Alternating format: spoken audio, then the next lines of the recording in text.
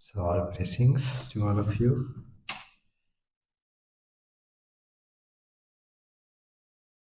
This I'm about to spend like one day, hardest day, I would say. Okay, relax. I think some came new today. Did you start reading the Word of the Buddha? Almost finished, or how is it? Almost finished. And the other one, Sammaditi, right view. Sutta, you also finished that, or and the other one also, Anattamagga Samhita. It's regarding the difficulty to get a human birth. From the same book. I told to read two. Did you read or in the beginning? The incalculable beginnings, I think. Okay, read. Let me see. So others, have you been reading?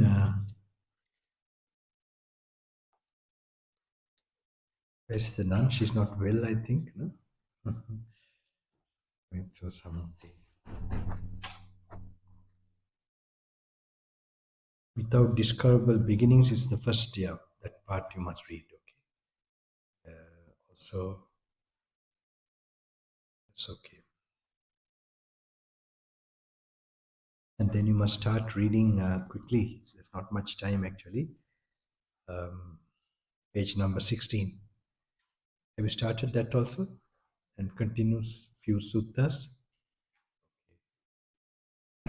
Yesterday I talked about a very important general thing that you should know. I don't know whether I will touch that point again. How many of you came today? 1, 2, 3. Oh, not today. You didn't come today. 1, 2, 3. Okay, 3, right? Okay. Okay, quickly. We have a lot of time, so I will cover something. Okay, for them also, right? It will be okay. Covering again is not going to be a waste. All right, your mind is going to focus on it again and again. The same thing. Maybe this I'm reading. I'm also going through so many times, but it's helpful for me also because I told you it's not some gathering knowledge. There's a vision that can come from these words. And if I'm reading after another few months or few years later, and if my mind is also, have developed in its purity or stability, I will get this special vision from this. So Buddha's time, Buddha knew, he knew when the person was mature. And he went at the right time and then told this, especially these discourses you're reading now.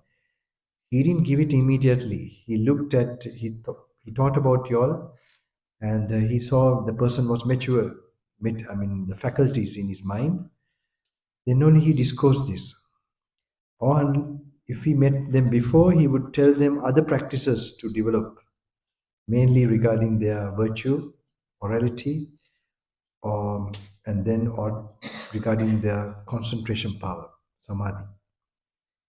And when they were prepared like that from his Buddha eye, he saw now the person is prepared, ready. Then only he preached this type of suttas.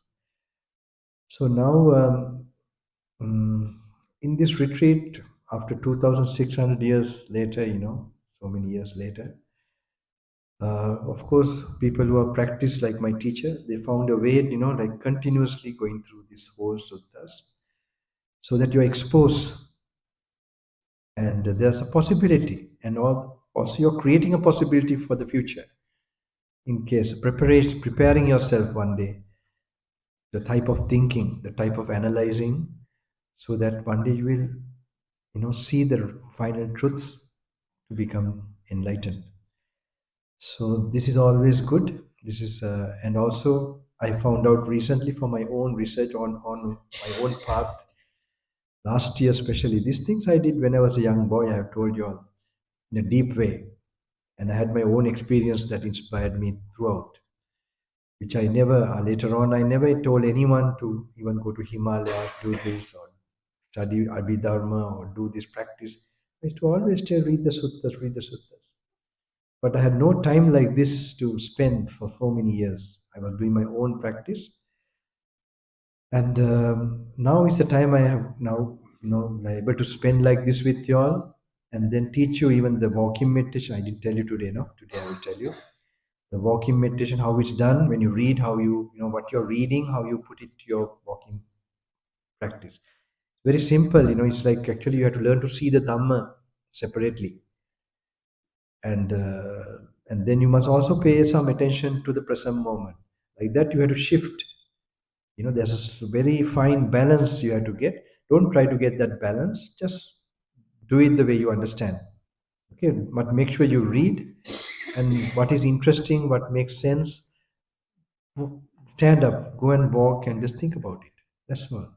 Learn to think about it. Okay. If you're thinking too much, then come and read again. Okay. Make sure your thinking is based on what the Buddha wants you to think. So it should not go too much of your own thinking. It should not go where you are not thinking at all. You have to try that. Okay. More you are empty without ideas from the past, it's easier.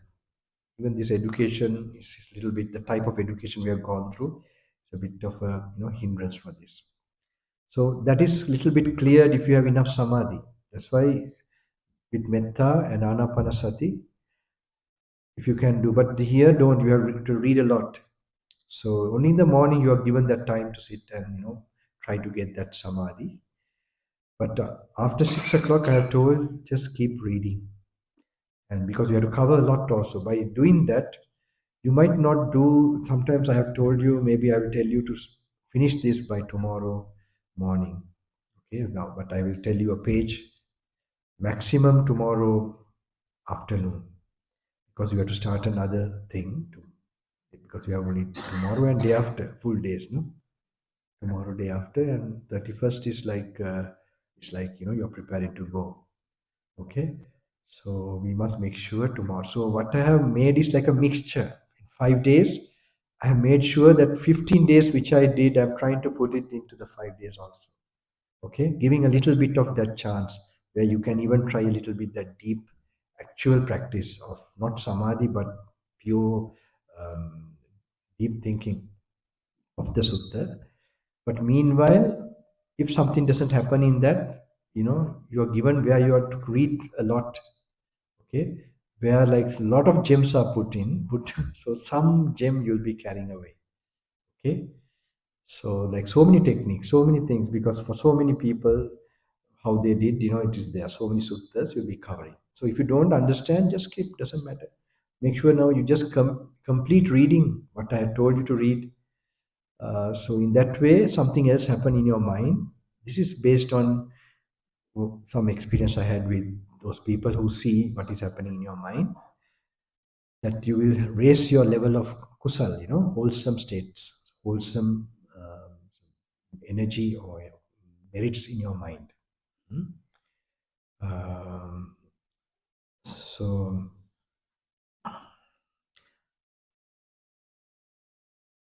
So yesterday, I don't know whoever didn't come. One thing I'll explain to you all, and then we go to the lesson.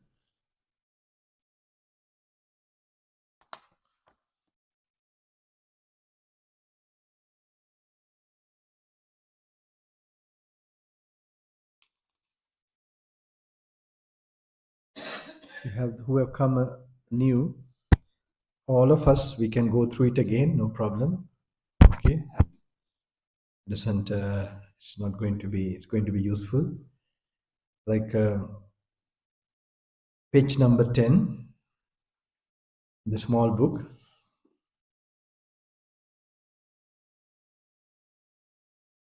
Whenever you read these suttas, oh, and also the other thing is very important. I must tell you, basic rules. I don't know whether they have been briefed.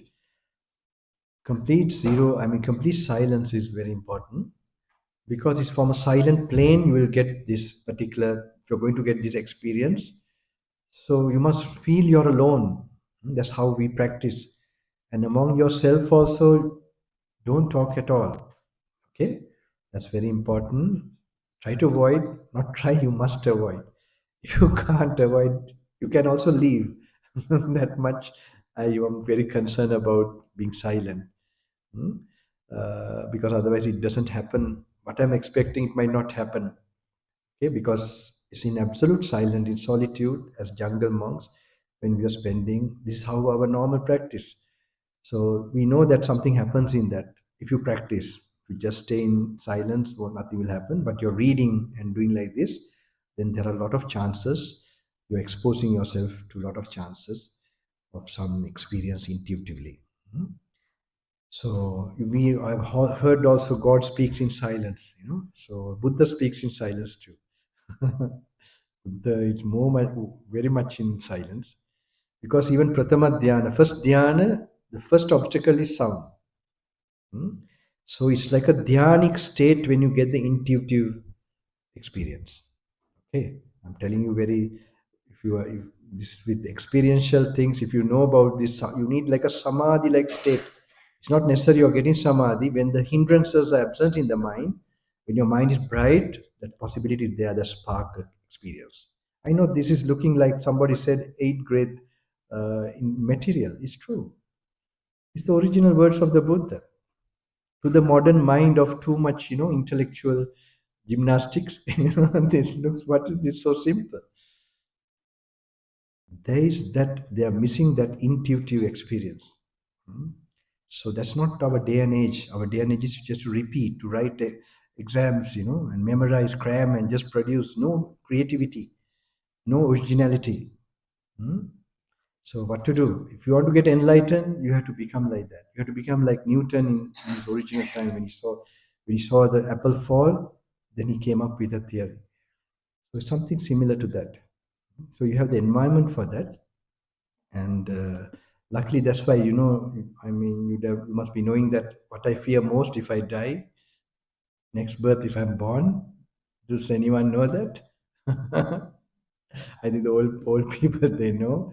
What I most fear is going to school again. It's modern schools actually. I like the interesting part where the thinking sometimes, like, but when it comes to memorizing and all these study things, I didn't like actually. So I don't know, just I managed to pass things,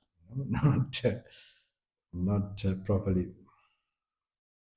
So anyway, and I don't regret now. I don't regret. Actually, I didn't do my studies properly. Just I was interested too much, too dreamy, doing these things in. First, it was physics and all that when I was a young boy. So much, I was thirsty for something. I was wanting to know what is life, what's going on. And then I did a job for about 2 years. It's also to please my father. That was like when I was 24. That also I did like, I was doing my meditation while I was doing the job. That's why I tell some experiences how to do, go to the toilet, meditate and go, don't look at things and read a book, keep near your desk or whatever. So I don't regret, but I thought one day if I did my studies very well, if I did a good job, and if I didn't do this, I'll be regretting. I'll be still thinking, what is life? What is going on? But now I don't think. I don't think I have. I'm so happy that I did this. But for a moment, it's like knowing the secret of life. You can be at peace. You can face old age or sickness or death. So this page number 10. What now is the solid? Now actually when you read this, you must learn to relax, sit comfortably in an erect posture in a very comfortable way. You should feel nice, really pleasant while you're seated. And also another point is good if you have an empty stomach. You try to have a digestive system where you take the food after 2 hours or 3 hours. That you don't feel weak. You take nourishing food, just minimum as possible, and have an empty stomach. Then you feel physically also nice to concentrate. Okay, it's very much related with our brain, stomach, and the brain. So, what now is when you read, you look at yourself like from outside. Okay, relax. and try not to do anything initially. When you're trying to do that, you will naturally notice your in breath and out breath. Not that you're inhaling and exhaling. Not that you consciously try to know. No, you just try to relax physically first. Then you see, you will be noticing it, that you are putting your breath in.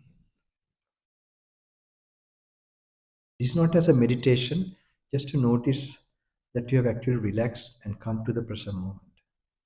It's a sign that you have come to the present moment in a certain way. I was wondering where you were. No, behind? No, yeah. Yesterday you were there, right? No, no, no. This gentleman, yeah. Yesterday, yeah, you were here, and then evening you were not there. You out? Ah, then okay, then okay. Then I'm taking note of everybody. I have my list. Okay, I see you now, so I'm happy also. I thought you. So you relax like that. You look from the side, okay, comfortably sit, and then when you read it, you should start like that. Hmm? Forget about the past. Be happy that you're already here. Don't worry about things. So then you start reading, okay, because these are objects of meditation. Hmm? This is a way. Object of meditation means it gives you a way of focusing yourself, thinking a certain way. Okay. So I don't know. Yesterday evening I explained a lot to all. Uh, Main two things you must know. Buddha explains, like Buddha breaks down our being into, mainly there are like two parts. We have a body and we have a mind. Okay. So we have the body and consciousness. So we know sometimes we have the body. We are unconscious. Imagine yourself unconscious, and you become conscious. Okay. So normally, so this consciousness is a main question that have been studied. Trying to know what it is. In the modern time, is hardly known.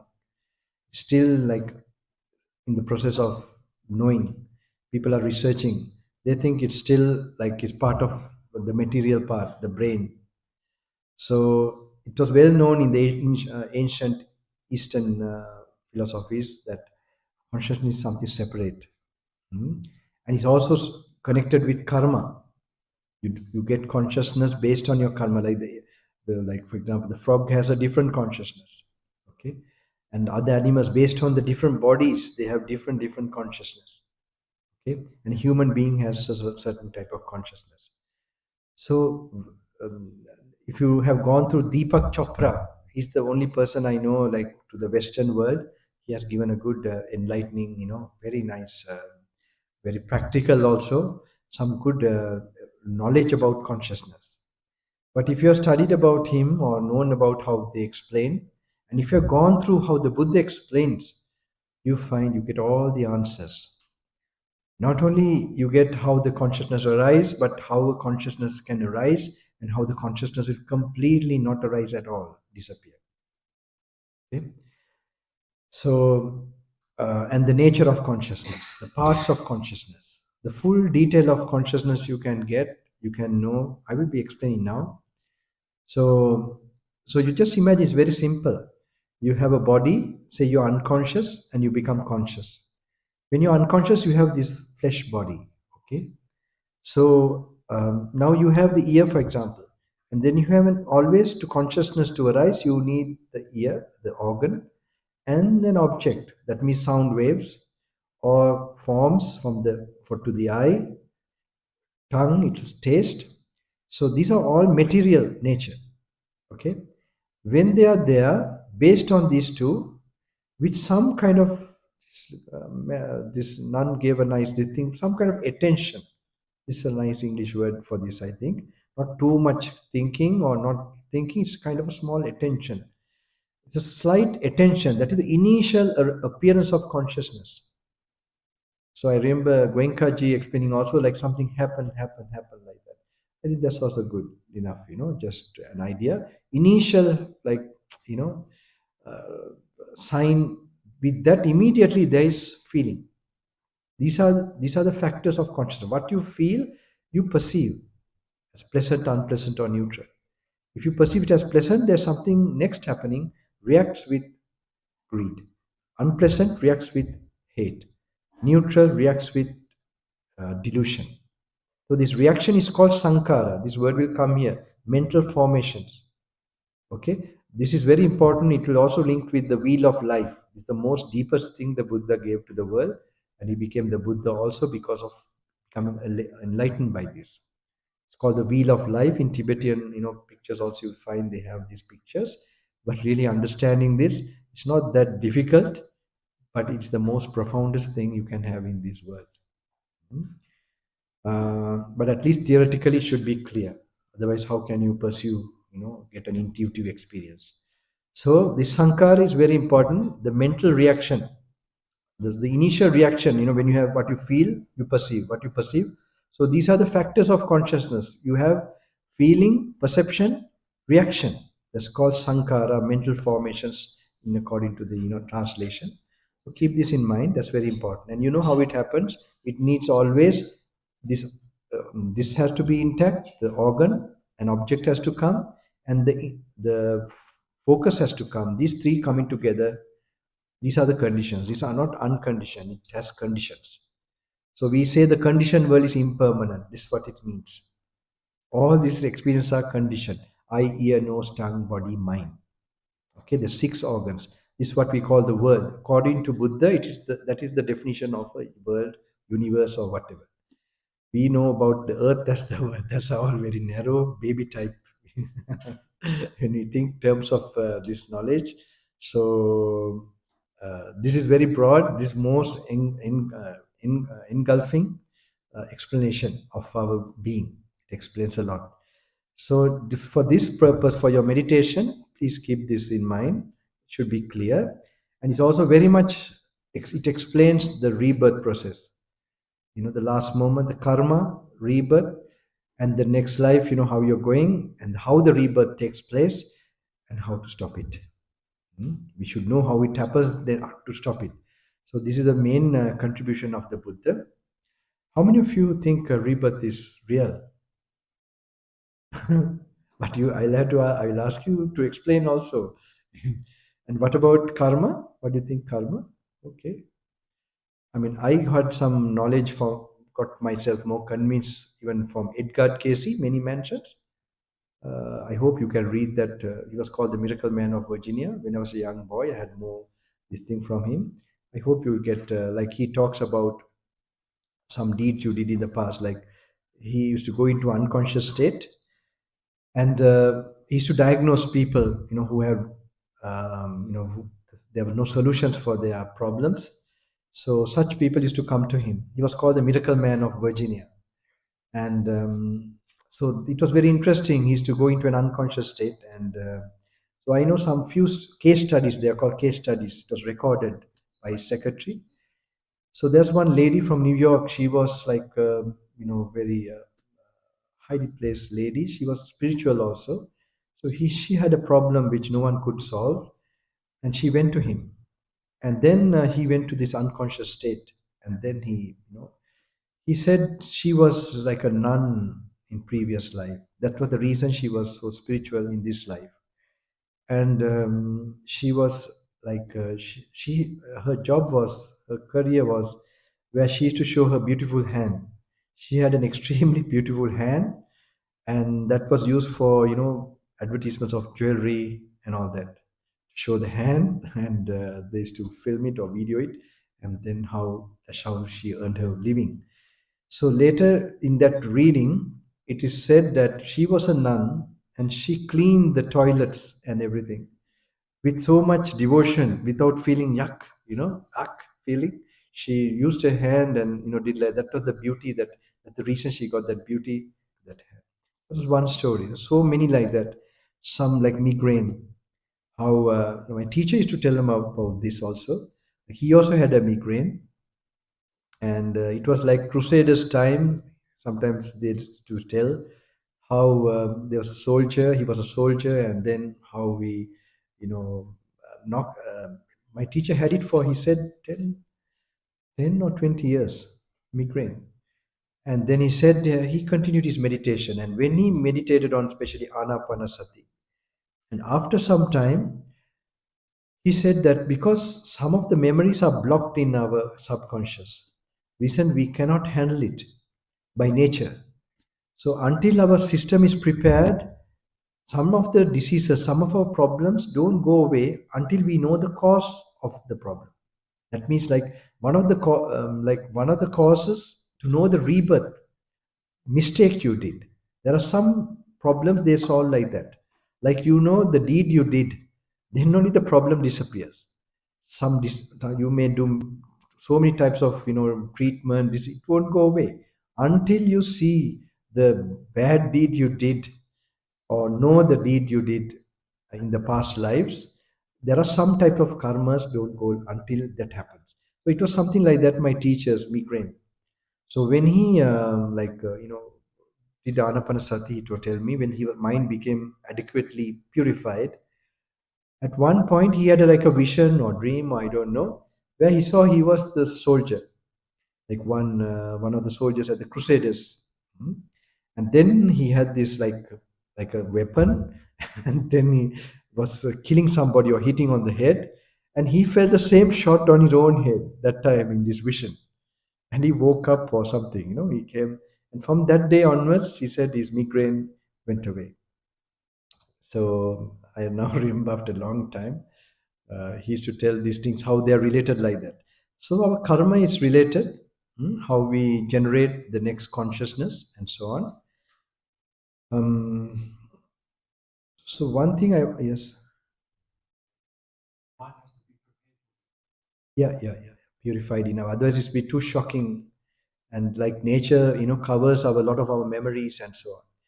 So now this kind of retreat is something like that, preparing you, clearing your karma, and I take it like that. These 5 days at least, you should do something. Yes.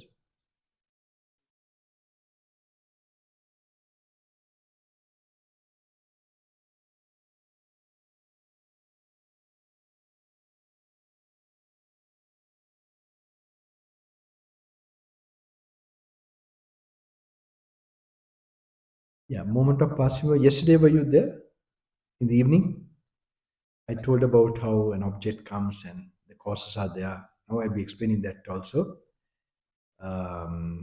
Deep sleep, mm, like we are, it's like an unconscious, but we are in a kind of a unconscious state.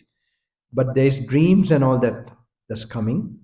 So it's mainly active with the mind door, the mind, the, the brain. Brain is functioning. And you have that as an organ, and there's that objects coming. And then we have that kind of, complete rest kind of thing. That's a kind of a consciousness also. So if we are not never in a moment we are like without consciousness. Hmm? So it's always a type of consciousness is there. So deep sleep, of course, they have learned subconscious and conscious like that. So what we normally say in subconscious means the latent. Now we have normally dormant nature. So we normally talk about the defilements, and we have the dormant nature of our defilements. But I will talk about this. I will explain because to the new people regarding the conditioned nature of consciousness, that must be clear. It needs always an object. Even if it's happening like in a dream, it's an object is there, is working, and the brain is working. So um, and so that conditioned nature must be known. So when we are practicing, even in deep sleep, in subconscious way, if you practice enough, this practicing of seeing the skandhas or this as impermanent and all that, they should also sink in if you are properly doing it in this retreat. I don't know whether it will happen like that suddenly, But like in sleep also, you might see impermanence, feel impermanence. So it should it should, then it has gone quite within. So normally other things are now working when we are, so subconscious mostly we can know some other material worldly things are more active. So now at least when we put, that means more inclined to the animal nature of greed, hate, and some kind of, so but now I hope we can put these things on top of that, and then cover that more and prepare ourselves to more purer consciousness, and so that purer rebirth, and finally no birth at all. um, so this very important. So whenever moment of consciousness, this must be important, you feel, you perceive, you react. Okay. And I know some people who have like taken the vows of monk's life in dream also, when they are faced with some kind of, because of the vow, they feel determined not to allow that intention. And that's interesting. And sometimes in subconscious dream, that our consciousness is taken over, influenced by another consciousness too. That also can happen, that happens also. So that's like um, there are opportunities for other consciousness, lower consciousness mostly, they can enter our body. And because it is close to our, sometimes divine things also can happen. Depends if you have developed a lot of higher experiences of consciousness. Those things also might come because you're like an open vessel at that time. It's not very strongly focused consciousness. It's a more like a, that's why no one likes to die when they're sleeping. They like to be conscious and die is better. It's not a good thing to die out of your control.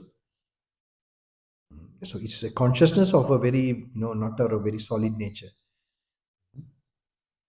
So now, this, I hope this should be clear. You have the word here will come a lot about corporeality or body or form. This is regarding our body. So we have a body and we have consciousness mainly, and we should be clear that you have an organ, then an object is there, and so normally the organ comes based on past karma. Okay, the frog gets it's that type of ear, nose, tongue, and all that based on the karma he had done, the experience he has to go through. Now I saw yesterday or day before, I was in the toilet, this like a spider going here there, smallest thing is so frightened, is going here there, there's no end to its life. I saw only fear and unsettledness, the way the physical body is moving. So you can understand it's the world of hell, like where you're always living in a state of worry, fear, and anxiety and uncertainty. So even in human birth now, when we are living, if we live too much of that kind, it's not good. We must come to at least a pleasant abiding, pleasant state of mind. And then even in this life, it's like you're already creating heaven. And you can even go further. You can become so pure and pure, not even getting sensual levels of perceptions that can be developed. No, it's very not that difficult. And we can be living like a god even right now and go beyond that. Now, when we are doing like this, we are even reducing our ego and disappearing that.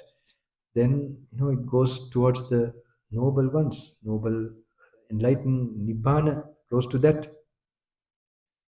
So, um, the Kandas, you should know this, that is condition. So karmically, that is even come into this program, you should know. You heard from somebody, and then you felt like you want to come because you have some kind of desire for this. And this hearing from somebody, that means you have come in this type of activity. And then getting the urge, it means you have desire. So in the previous time, desire is the one that caused this karma. To meditate, maybe is a good thing. And then now you manage to come. Okay, so it's manifesting, you are now experiencing it. Same way, when we die also, we get a last thought. We know that. That's why we are very concerned about our last thought. Normally we bring a priest or somebody so that to give some influence to that. So the last thought, it's well known, it comes to anybody. Even if you are really because the last thought comes in your mind, brain, related to that. And when there's a thought, there are conditions for consciousness. Okay, we know that we need a sound and the ear. Same way, the mind, the brain, and the thought. With these two together, there's mind consciousness come. Okay, there's like the ear consciousness, nose consciousness, tongue consciousness. Same, mind consciousness comes. So this you have to know. So normally, I have seen people. Um, like even done when they are towards their latter old age, time, they are seeing their departed relatives. Okay, they are seeing it's like a hallucination, and they are like talking, and they get so now. Even if you go to people who are dying, very old, they might tell they are seeing their dead mother, father, or whatever. So in this case, I also was there in such a person.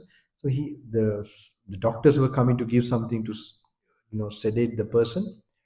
So when the person saw me, he had some faith. Oh, he thought, oh, Bante will do something, because no one understood. He's suddenly shouting and screaming and all that. So I understood what was going on with him, and I was surprised. I know this person very personally, and his parents. I heard about them. They were very devoted Buddhists, and they have donated monasteries in the 1930s, 20s, 30s, 40s, like this. 40s like this. So and they have done so many good deeds, but they also have gone to Burma those days for retreats and all that, and gone to Buddha Gaya, all these places for so many times, and all these things they have done. And I have heard they also observe the precepts for the four full and the four poyas, the four auspicious days of the whole month, like this. And I was wondering what happened to them. Why did they die and still in the spirit world? Then I realized, though they practiced so much, they were still attached to their families and the surrounding. They were attached to their working. They didn't do work, I think, but at least they were active in the society. They were not detached enough. Their meditation in the morning or whatsoever, it didn't take away too much away from the gross body. So they reacted too much. They got attached, they got repelled. So they made karma in the sensual world. And I'm sure they didn't do this kind of practice where they really they left everything, left the Kandas, left and had a strong experience of detaching themselves sufficiently. So they accumulated karma like that. They did good deeds, they had good life, and they thought they were spiritual too. But I believe they are born and they're still here. So, so the last moment, if this person also, when they're going to die, they have this kind of memory. Normally, when we are dying, if you are very attached, if you are a family person, and if you have children, most probably you remember your children, and that will be the last thought for you, and that will determine your next life. Definitely, it will bring you to a material plane, or a quite a could be human. I don't know. It depends on your karma, what is there. So you must remember, if there's karma and a last thought, your mind will be distracted, okay, to the last thought. And when it's distracted, the conditions are there for consciousness. So when you die, two things happen. You get a last thought and you get a last breath. Okay. This is very important for you to understand. So when you're dying, who didn't come yesterday? Say a normal person who has had family attachments and all that, maybe he did good things. So last moment he will get a thought, and he might be distracted, or will he be able to keep the breath? No, he's noticing his breath, last breath. What do you think? Not the people yesterday. What do you think? Do you think the person could keep it, keep the attention when you're dying, or he'll be distracted by a last thought? Probably, okay. So you're very close, but you're not very sure. But definitely, okay, okay, because definitely will be distracted, because the nature of craving is there within, and also karma is there. And then I explain also another way, like say a person who has no attachment to the material world whatsoever. Okay, we have heard about anagami, the non-returner. Have you have you heard about in the saint in on this practice? There's a stage where certain monks or certain lay people who practice, where they get their insight to nibbana to a level where the defilements are removed in such a way that they have no desires for the five senses, but they still have desire for the meditation, the samadhi, the peacefulness, and all that. And they have karma, so they'll be reborn in the Brahma Loka or the higher worlds and practice further to arhatship. So are you all familiar with that? Have you heard about that? Yes. Okay. So in that case, in that person, he will not have any distracting thoughts from the five senses. Okay. He will also get a last thought, maybe. He will also have the last breath. What do you think? Such a person, will he be able to keep his attention to the last breath? Okay, it's a bit tricky, right? Because you think he's very pure and then so on. But does he have any attachment at all to anything? Why is he non-returner? He goes somewhere and practices further. He has not completed his practice. That means he has attachment or no attachment. Okay, correct, correct. Yeah, still have attachment. So attachment as well as does he have karma or no karma? Right. So then will he get a last thought or not get a last thought? If he has karma, he will have a last thought. And will he be distracted because he has craving still? He will be distracted. So will he be observing the last breath or will? Okay, good. So you must learn to reason out like that. Okay, that's a very deep point there. So that's that he then when there's a last thought, the conditions for consciousness is there for him also. So when there's consciousness, there will be name and form, and rebirth will happen. So in now imagine the person who has completely become enlightened. He has no desires whatsoever, even to the Brahma Loka or any Loka or any feeling. His karma is completely extinguished. So he has no craving inside him, within him, nor does he have karma accumulated where another thought can come, last thought can come. So when the last breath came, till you became like that, do you think then such a person can keep watching the last breath? He's not attached to the breath either, but will he be watching the last breath? Just imagine when he's keeping like that, will there be any conditions for consciousness to arise?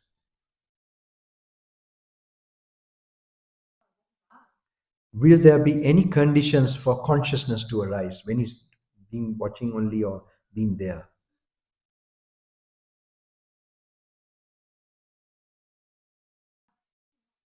Yes, no conditions. Yes. And that is where completely no rebirth could happen. So my teacher is to explain this and he's to tell me it's deep. He's to warn me it's deep. And he's right. As time went by, when my practice, with now what you all are going to do in these few days, it keep this in mind for rest of your spiritual journey. So, but now we can go, but at least keep this in mind. And in your walking meditation, you can relate to what you're reading and practicing to just now what I explained. Okay, all of you, I think who are new, should be familiar with that. So we quickly go through this. Page number 10.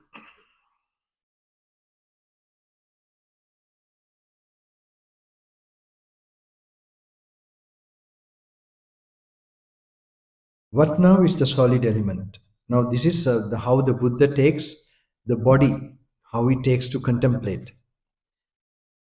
What now is the solid element? The solid element may be one's own or it may be external. And what is one's own solid element? Whatever in one's own person or body, there exists of karmically acquired hardness. According to Buddha, the body parts or bodily formation, even from the mother's womb, they correspondingly come based on past karma. So he gives in one word karmically acquired hardness, firmness, such as the hairs of the head, hairs of body, nails, teeth, skin, flesh, sinews, bones, marrow, kidneys, heart, liver, diaphragm, spleen, lungs, stomach, bowels, mesentery, excrement, and so on. This is called one's own solid element. Now, whether it be one's own solid element or whether it be the external solid element, they are both merely the solid element. Now, this is way of contemplating. You look at it. This is the point where you activate your insight. You see what is external, what you call hard, maybe your teeth or your bones or the mic, the hardness of it. When you take in terms of the nature, it's no difference. Okay, so and you can and one should understand according to reality and true wisdom. This does not belong to me. This am I not. This is not myself. Okay, so you must begin to know that it's an idea created by your own mind. This is me. Like for example, you have a tooth here. Okay, and then I don't know whether you do tooth transplant. Is there a tooth transplant from somebody's tooth? Do you put it to another person? That you don't do, right? It doesn't happen. But bone transplant you do have. Okay, does it happen? Bone or there is kidney transplant. Okay, and all these things. Okay, so kidney when it's in your body, you might think it's my kidney. Okay, but then how can your my kidney go to into another person's body? It should be mine, it's so each part of our body, we will know the idea of mind is actually a self-created thing. Hmm? self Self-created, a phantom and not a real thing. So now we are beginning to trying to see that. So when we take it like the hard nature within us and the hard nature outside, we begin to slowly silently we must learn to sort of think about it, contemplate about it. Then we will begin to awaken that wisdom eye of our brain. This wisdom eye is in the frontal cortex. It's normally now sleep. Now, when we are trying to think this way, when that contemplation is happening, slowly that eye start to work. So you're beginning to activate a certain special eye, and eye of sight, which insight, not this visual sight, but it's a sight, connect. And one should understand according to reality and true wisdom. And these things should be read with an idea of detachment. If you're a very greedy person or full of desires, this won't make sense. This will become troublesome to you. But already relaxing and you want to let go things in the world, this is helpful. This clarity, these visions will make you more let go. Okay, one should understand, and that's why when you're reading, maybe I'm not telling you all things too much, huh? When you're reading, you should feel light. That means you're properly done. When you're applying to yourself and reading, then you automatically you'll be letting go and you'll get a lightness coming to you and you'll not feel tired. And that lightness is a tremendous merit you're gaining. Tremendous kusal. Kusal means wholesome states of mind you're developing. And same time, you are creating a change in your chemistry or hormones in your body. Hmm? Especially when you're analyzing, doing like this, I tell last time I told you all, like we create adrenaline when we what is this get fear and worry and anger. So the adrenaline is well known that it creates these thoughts. Now, when you create this also, this was with our brother, very senior monk. We discussed those days. Very interesting. He was like a very powerful monk those days, and he passed away now. So he used to tell like if you develop meditation, if you go to a certain level of meditation, also you should create some kind of. So he named this minus adrenaline. So that time I suddenly remembered an Ayurvedic term for this. It's called ojas. I don't know if you're familiar with that. Ojas? No, no. If you have studied Ayurveda, ojas. And there's another term called tejas. It's also kind of fine material substance. So this normally travels to your brain and it opens the areas of your brain which is not open and they get deposited. And then that thing makes you have these thoughts. So when you have that much developed, your aura and your body also changes. I tell normally your skin looks very soft like a baby. It becomes a baby skin, and you get a shine in your like the cheeks and your forehead. So I normally tell you become charming, in other words. I tell, don't lose that charm. That shows your character, that shows your, if you look very rough and this thing. I mean, this is general, okay? Some people might have bad karma, though they are very pure, they look bad. So, but this is in general and it's an encouragement for you. So when you're practicing, you must know it changes your bodily, thing too. So now, especially when you're analyzing and contemplating, more special thing than ojas is created. It's called tejas. Tejas is more finer, more potent, more powerful. So people who are really who creates attraction in the public also, they have unconsciously or consciously created that in their system, in their discipline and all that. So, and that has created a powerful personality in them. So this, now when we are especially analyzing like that, so when we are doing that, the body also gets, it's going to help you. You're going to create, and if you had some negative things that has happened in your life, from this unnecessary, with the negative emotions that you have created, slowly the poisonous, hormones or whatever, that will slowly start to be replaced by this, the positive things. And especially at the end of this retreat, you should take a photograph before the retreat. No need. People at home should notice at least, who you're close to. There are like couples where the husband, sees the wife after the retreat, and then he feels inspired to come because she's the one who is always near and knows. So maybe she was nagging all the time or something. Maybe these things reduce. So yeah, there should be some transformation. Otherwise, what's the point? It. So now this one, what now is the fluid element? The fluid element may be one's own or it may be external. And what is one's own fluid element? Whatever in one's own person or body there exists of karmically acquired liquidity or fluidity, such as bile, phlegm, pus, blood, sweat, fat, tears. This you should visualize, right? Slowly read and picture it in you. Fat, tears, skin grease, saliva, nasal mucus, oil of the joints. You must, with your out breath, relax and then visualize when you read. Okay, I'm reading a little fast, but you must make it a mental picture that is inside you. Oil of the joints, urine, and so on. This is called one's fluid element, one's own fluid element. Now, whether it be one's own fluid element or whether it be the external fluid element, they are both merely the fluid element. Now, urine also, for example, when it's in your bladder, you think it's your urine. And when it goes to the toilet and mingles with the water, if you think about it, you lose the idea of is my urine there. Okay? So you must just see like while it's in your body too, it's not yours. And even the blood, the water in the tap and the blood, the watery nature is same. So this way you should, send your mind here, there, to the outside watery thing and internally and get the idea there's no difference and it's not mine. That's a silent thinking moment. That's how you will be developing the contemplative, ability within you. Now, whether it be one's own fluid element and whether it be the external fluid element, they are both merely the fluid element. And one should understand, according to reality and true wisdom, this does not belong to me. This am I not. This is not myself.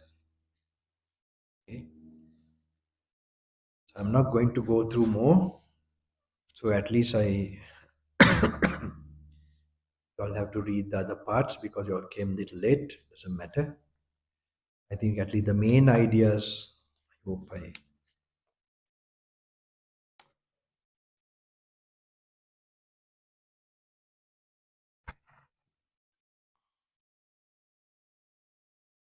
And yesterday, the two suttas I have read, take the big book. We are going to. I'm very happy. Even this very first sutta has been helping. I think your guru, the nun, the, the bhikkhuni. She's bhikkhuni, you know. Yeah, she's not well. I think no? She's still not well. Okay. She's clearing her karma. The bhikkhuni. So yesterday night we read this: if the body is sick, the mind, how the mind is not sick. And I'm very much sure it must be helping her right now. She has told this madam here, lady here. Hmm? So I'm very sure these are very practically helpful. Even if you don't become completely enlightened, this even if you get some idea of it in the real situations of life, it will reduce your suffering so much.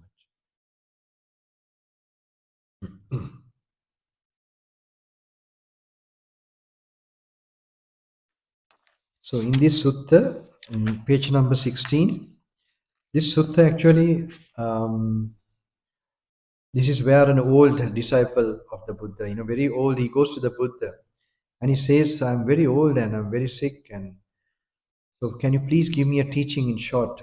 The Buddha says, though your body is sick, make sure your mind is not sick. And that's all. So he worships the Buddha and he goes looking very bright and inspired. And one of the Buddha's main disciples, Sariputta, Haratanwan, he sees the man. He says, have you been hearing a discourse from the Buddha? He said, yes. And he tells what the Buddha said. And then he asked, did you ask the Buddha further how you are bodily sick as well as sick mentally? And how you are bodily sick and you are not mentally sick? So he said, no, I didn't ask that much. And he invites him, please, can you explain that? And he explains this.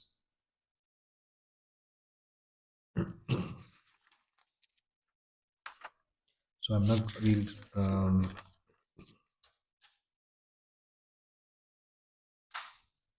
17, page number 17, we go to.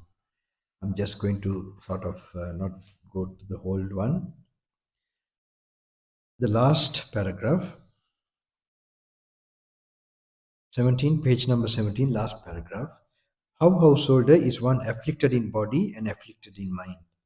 Here, householder, the uninstructed worldling, who is not a seer of the noble ones and unskilled and undisciplined in their Dhamma, who is not a seer of superior persons and is unskilled and undisciplined in their Dhamma, regards form as self, or self as possessing form, or form as in self, or self as in form.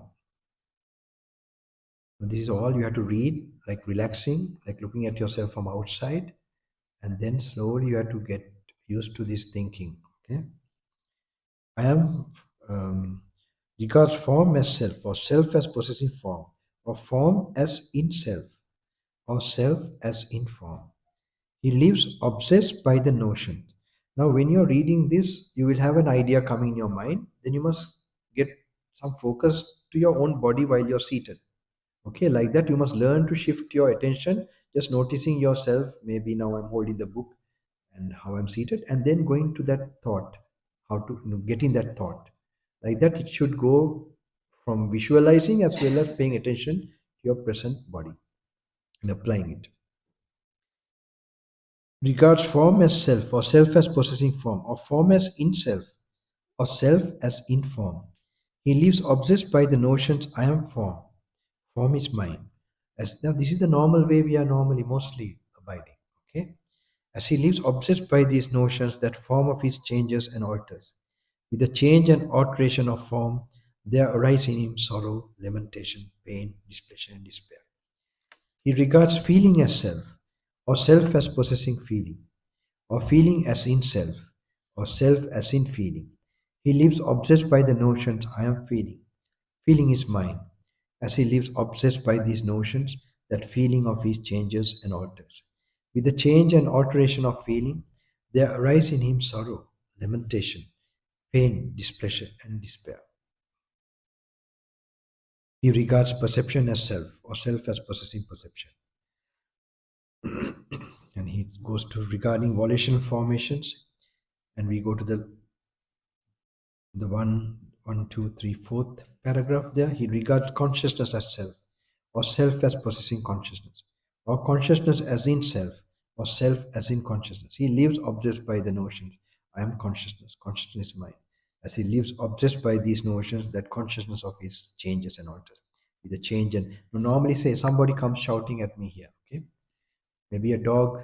There are occasions it has happened when I'm going arms round, not that they're shouting, they're excited and they bark. So I remember once on my arms round, it's a fishing village, And in Sri Lanka, in my initial days as a monk, um, so there was my brother, not a monk, he was then a training. He was behind me, and I used to go around. And suddenly the owner couldn't, control the dog. It just came running. And the owner was like in shock, and it just came running and then jumped to bite.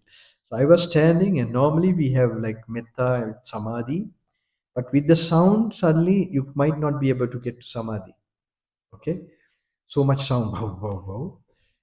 And when it jumped, suddenly I shifted my attention. This is feelings, perceptions. Hmm? So this practice we have done already. So it's just feelings, perceptions, not me, not I.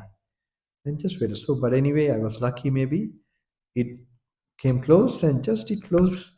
I could feel this. What is this? The jaw hitting my, like. That's it. He didn't bite.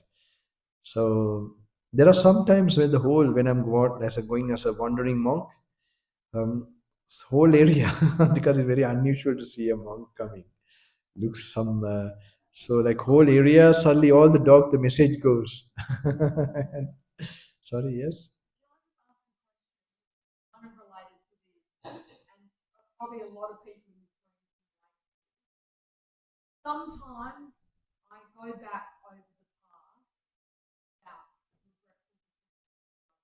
Memories.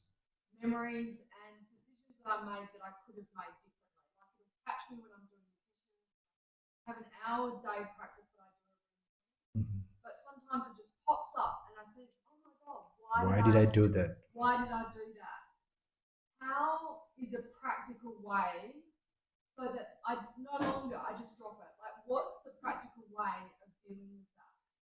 Now you're doing that. You're clearing your vision of who you are, what you are. Is there someone here?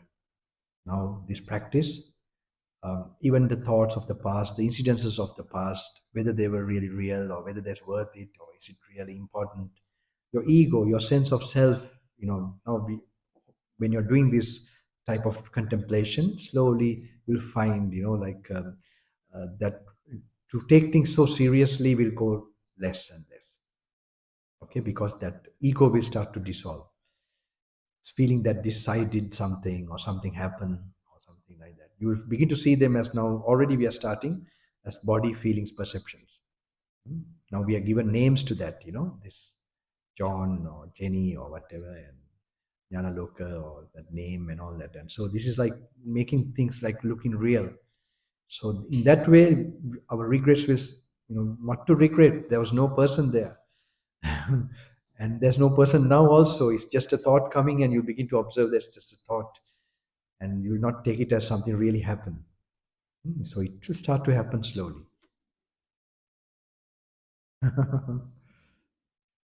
It could come now. Actually, my father passed away, so 1 week or 2 weeks, like this, I think, not even 2 weeks now. Okay. So normally from the age of 18, my life, in such a way that I experienced something and it's just gone. I will not have too much thinking about it.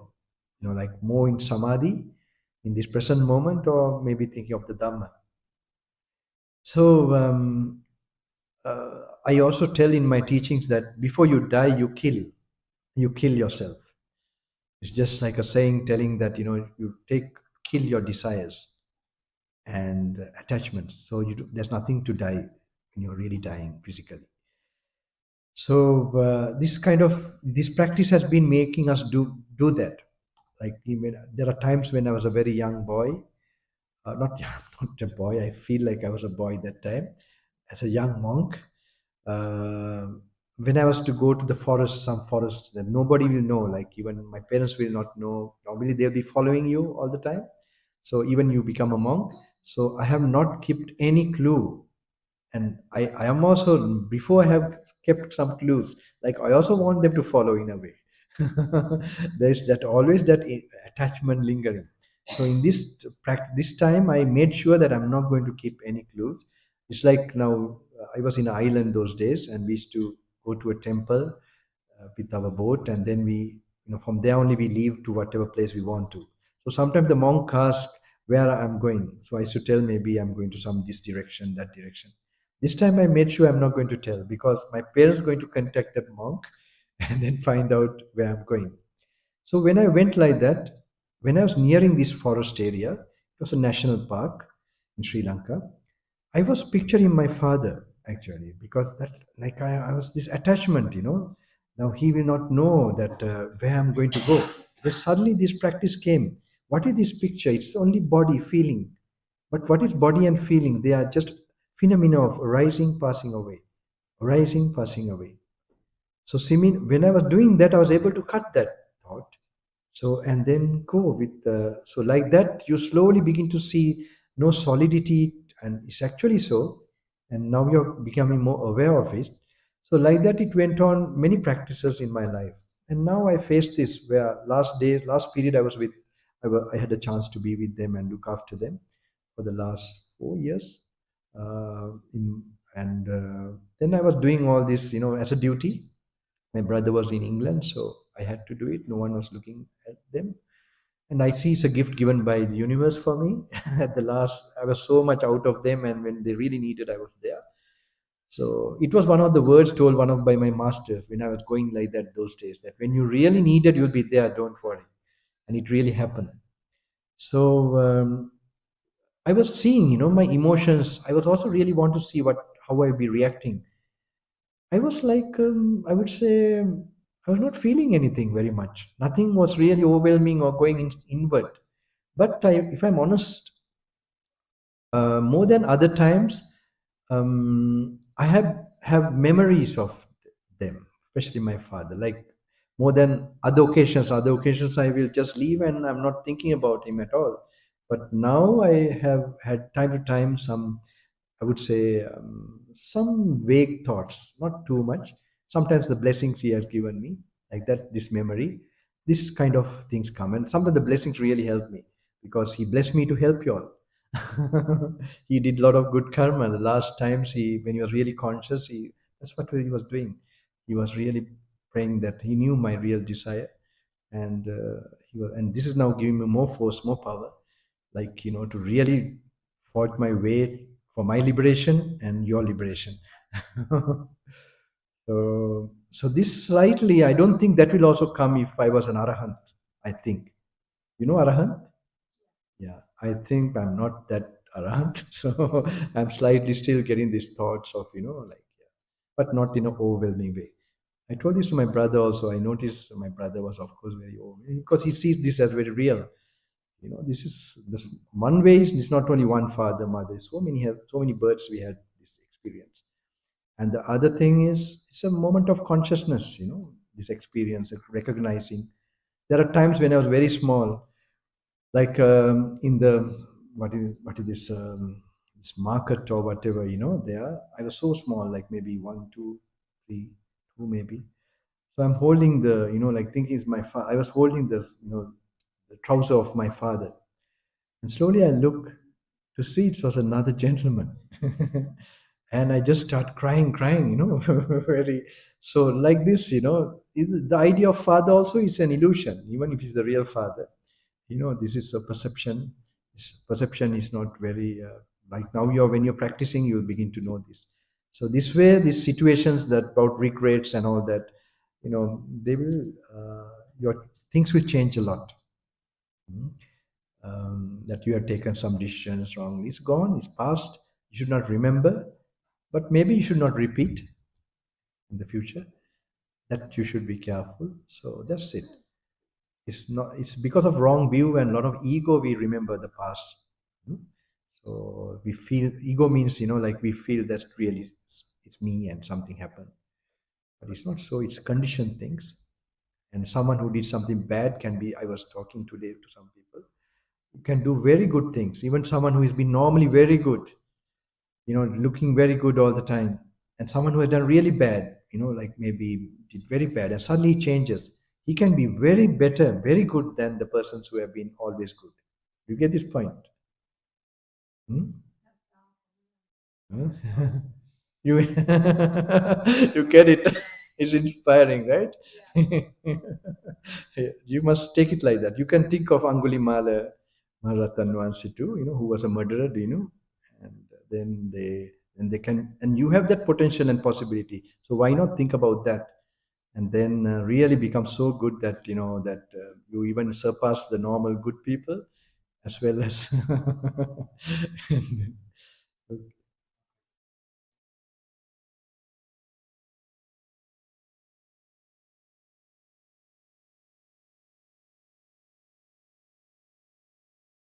Yes, normally in this consciousness, you have a feeling, and what you feel, you perceive. Now, normally you perceive, you like it's like a judgment or like kind of measuring as something as pleasant, unpleasant, or neutral. Okay, so now this way of thinking is also a perception. Now we are bringing the Dhamma perception.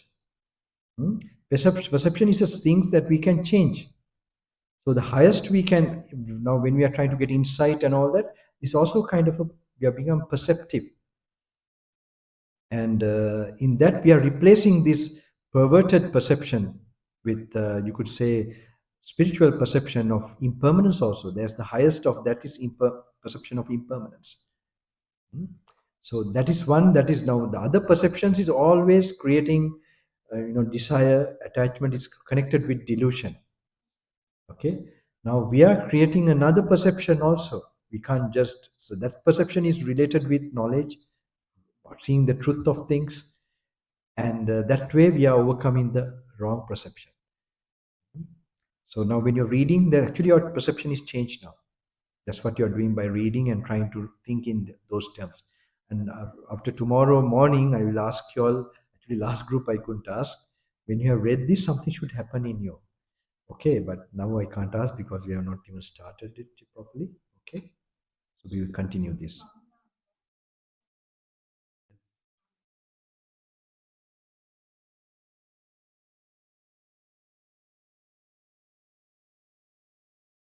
No, it will be a rebirth, but what type of rebirth? Yes. Mhm.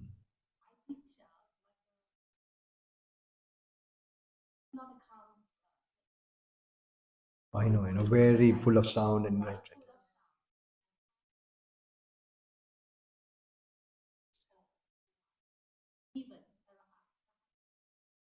Mhm.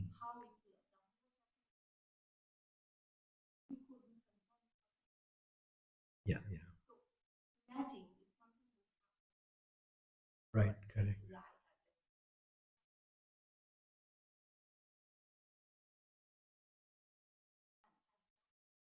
Very good question. Yeah, yeah, yeah. Correct, very good. And especially not necessary sounds. If you have a lot of pain somewhere, I told you my experience in 2004 in the jungle when the robbers were looking after me, and I was injured in the face area. With especially, I don't know the English word for those poisonous. This thing is called mausa. Mausa kola danne. English word danne. Mausa. It's like a kind of strong. When it touches you, it's like you get a whip feeling. You're whipped like. If you're whipped, you get like and some people with fever, they have died also in the jungle. So I was not aware in my initial journey. So in the jungle, normally one of my forest monks, they told me, senior monks, he told me to protect the ropes, we wrap the rope, like we have the double rope, and this rope like this, and then with my the belt here, I would wrap, so all this is exposed. And there was an area when I was going, I was touching everything. When I touching, I felt like some thorns were being this thing, and these leaves were like all like here. When I'm getting here, everywhere, I didn't know. I thought it was thorns actually, like they're pricking me. And finally, when I just managed to go, it was like all over, but I didn't care about it because I have no other. It's like survival mode in the jungle. So I had this stick, and I didn't care about it.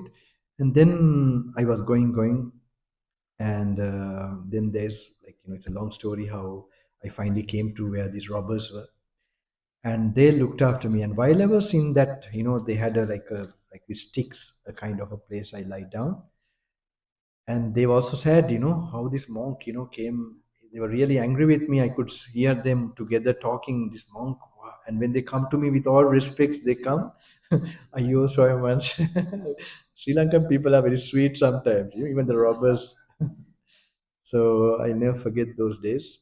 And they brought hot water and try to sort of sponge me and all that. And later when I was lying down, I was trying to calm myself. This is a very good question actually. And normally I'm used to samadhi and suppress the painful feelings like in long walks, the hot sun or the rain. So I was trying to do that, and I knew I can't, especially the cutting sensation that is coming in the head area. Okay, so my attention was going distracted by that. Then only I remembered suddenly my teacher who was told to memorize the suttas, some of the suttas, which are striking. So it was the Anatta Lakkana Sutta, the no self sutta. So I slowly started reciting, and we know how to apply it as a meditation object. So that is where insight, you face the pain. You're not trying to get into some feeling like in samadhi. You just face whatever you're experiencing and make that an meditation object. That is so powerful, I noticed. Soon I was applying and noticing the pain. And it says the Vedana Anatta. Vedana, feeling is not yours. Why is it not yours? It's subject to affliction. So I already acknowledge that this is okay. This is my feeling. Now it is not mine because it's afflicted. I can't control it. Abhadai sangvatteya labbhecha vedana evam me vedana hot. Evam me vedana ma hosi. May the feeling be like this. May the feeling not be like that. It doesn't follow my orders. This simple thing. When I try to, now I know the feeling. I can't tell. Let the feeling go. It won't go. It's just there, pain. And I was facing it, and when I was contemplating a little bit like that, I was noticing that the pain was going away. So I just continue holding to that contemplation. And when I finished the sutta, I was not feeling pain at all. I felt so much faith in the Buddha's teaching. And I thought in pain, the pain is removed. And then I was thinking, if I die like that, it's peaceful. So this way, if you learn to practice, now, like not to cling, I call this the non-clinging practice. So it is by awareness and wisdom. When you have trained like that, then you can shift. Even when the dog came barking, if I was attached to samadhi, I'd be worried. I can't get the samadhi and all that. But I knew another way of practice where I face the sound and take it as not me. That is just a feeling, perception, consciousness. So this is now your training. That's why I call this the king of meditations. This is the king of me. So even in midst of what it is, hospital, the sounds and all that, if you have trained this will be a great saver. It will save you because one thing, you don't try to become peaceful. You begin to notice where you are attached, and you learn to let go of that. Now even in Buddha Gaya, sometimes like there were this one lady who organized a big chanting ceremony. So she is very faithful lady. She saw me meditating and she came and said, "Oh, Bante, we are going to disturb you, because there's going to be all this chanting for 2 weeks." I said, "No, no, no problem." I said, "Attachment to silence is the biggest sound." So, attachment to silence is the biggest sound. Okay, so your attachment, if you're detached, that is the real silence. So you should not get attached to silence. If you attach to silence, then sound becomes a problem. Okay, so you must then learn to accept the sound. If it comes, see this ears, just accept it and see whether this sound is not, is it me, and the perception is me or feeling. If you do like that, you'll fall into a silent place in your mind. That's what you should experience. You are silencing your craving. That is because of some awareness, and that space is there in your mind. Until you get that, it's not easy. You'll find fault of this and that one, and so you'll be controlled by the world. You will not control it. Get the answer for that?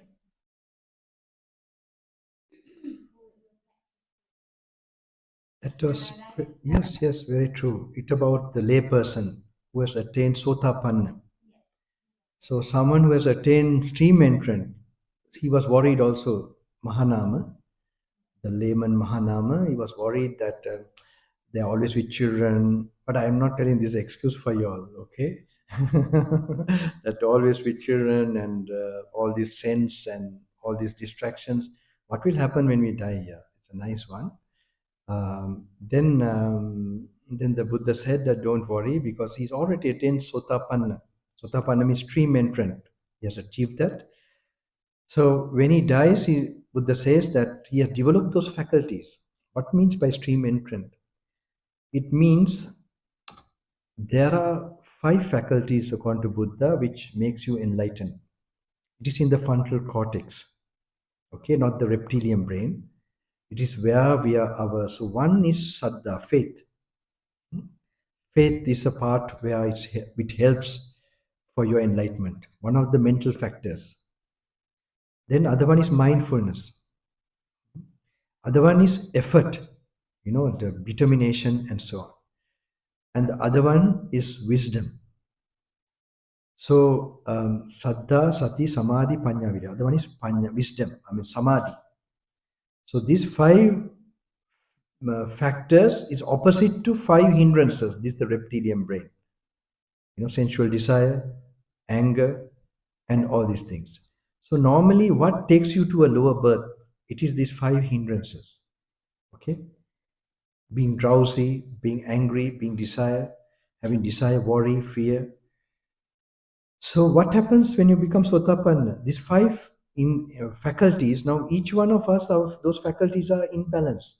Some may have more faith, some have some little samadhi, some have little wisdom, like that. But when you become a stream entrant, what it means, how do you become stream entrant also? When these 5 become balanced.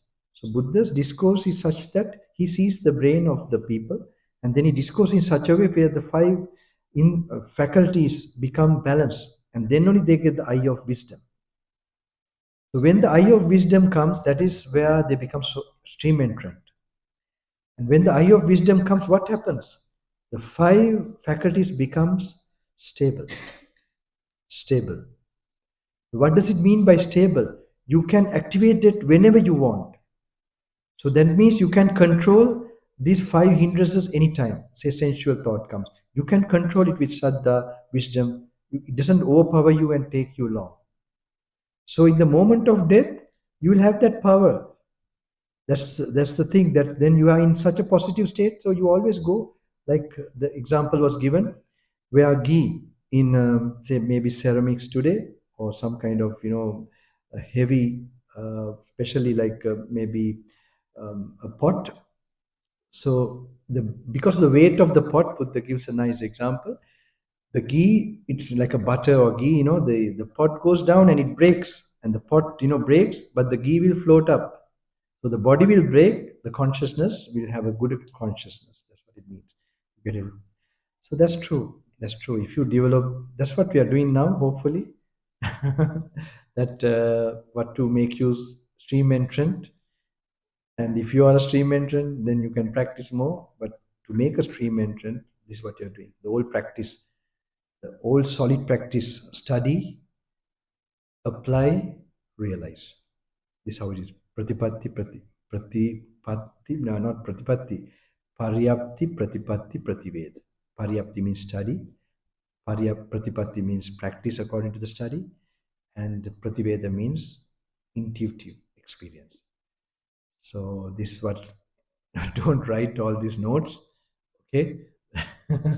Let go the Dhamma also, but I hope, you all will contemplate this.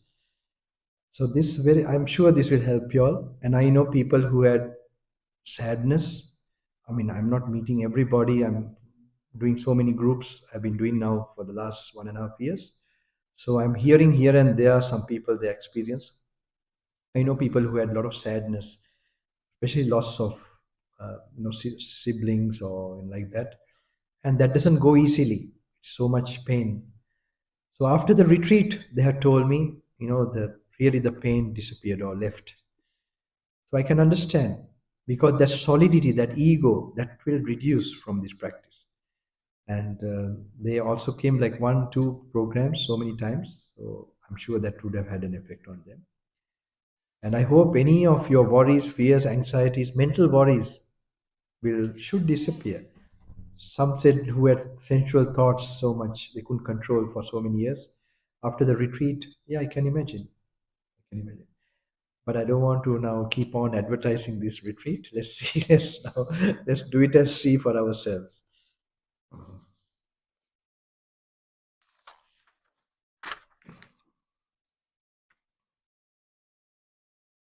Also, the instructed.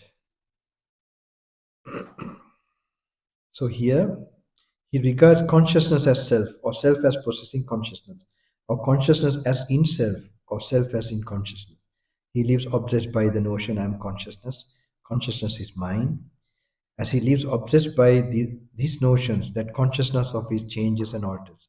With the change and alteration of consciousness, there arise in him sorrow, lamentation, pain, displeasure, and despair. It is in such a way, householder, that one is afflicted in body and afflicted in mind. And how, householder, is one afflicted in body but not afflicted in mind? Here, householder, the instructed noble disciple, who is a seer of the noble ones, and is skilled and disciplined in their Dhamma, who is a seer of supreme persons, and is skilled and disciplined in their Dhamma, does not regard form as self, or self as possessing form, or form as in self, or self as in form. He does not live obsessed by the notions I am form is mine. As he lives unobsessed by these notions, that form of his changes and alters. With the change and alteration of form, there do not arise in him sorrow, lamentation, pain, displeasure, and despair.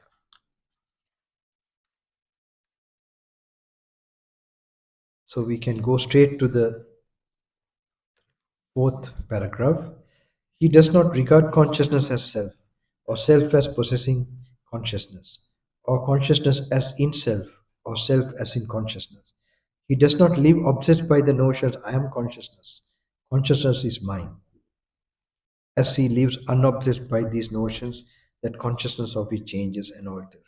With the change and alteration of consciousness, there do not arise in him sorrow, lamentation, pain, displeasure, and despair. Now, even I told you about one of my aunts who scolded me, or so that time, what did I contemplate? This is feeling perception. It was working in my back of my head that this is not me. This is not, this is empty thing. So this how you are applying and making it within you, inside you. Then what you're going through, you are like distancing yourself, from your illusion of yourself, of a wrong idea of yourself. So in your walking meditation, you must do. Okay, you must now, like what you're reading, try to think about it in your walking meditation. I will also show the walking meditation today. I hope I'll not forget. Try to remind me when I finish this.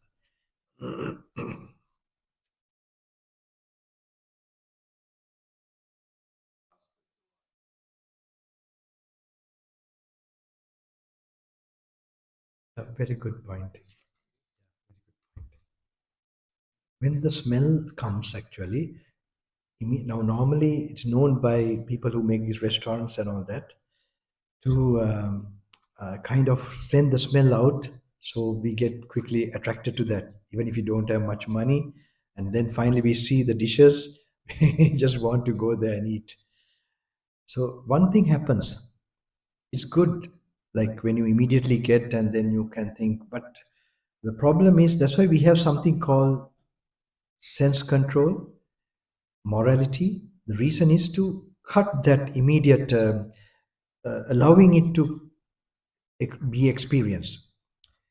For example, because soon as you allow it, your reptilian brain starts to work. Okay, like as soon as you even recognize this food, and that slowly the reptilian brain starts to work. Then your frontal cortex is not working properly. That analyzing, that thinking will be depending on how much you don't allow that. Then you can keep your your analysis more stronger. I have told about one of my experience when I was walking in Sri Lanka in the Marine Drive. So I used to go for my walking meditation to one. It's called Ramakrishna Ashram. There, there's a hall, and I feel more peaceful there. So while I'm staying in the temple, I used to walk, and then I used to pass this restaurant. One thing normally when I make sure inhale through my nose because the cars there's a lot of carbon monoxide, and it's not good for my body. So I make sure at least it gets trained and that I inhale through my nose. So while walking like that, I remember suddenly this smell was coming from the restaurant. So as we have trained in our practice not to like not to allow the contact to happen. Now I talked about the eyes also. Like when you're crossing a road, you look at the cars, but you don't look who is inside the car. This is the level of sense discipline you must develop. So it fulfills all the word sila. You know the sila, right? So the sense restraint is called the highest sila you can practice. We have 5 precepts, 8 precepts like that. But the sense restraint is that means you're not taking the details of the senses. Okay. You like I can now, even I'm looking at you, I see you clearly. I can look at you like this from a side, like I see a person, but not the details. Now I'm focused, right? Unfocused. So this is one way where you develop a certain level of sila. Normally it is said monks are practicing crores of kotiyak sangvara sila. Alatin vandane. Kotiyak means crores of, that means so much restraint sila. How it is practiced is by this practice. It's not only our, we have pratimuksha, like 220 just rules and so on. But that is nothing compared to when you're trying to withdraw your senses from the objects. So when you're going in a crowded place, especially to be practiced, especially someone, I should tell, it's not good.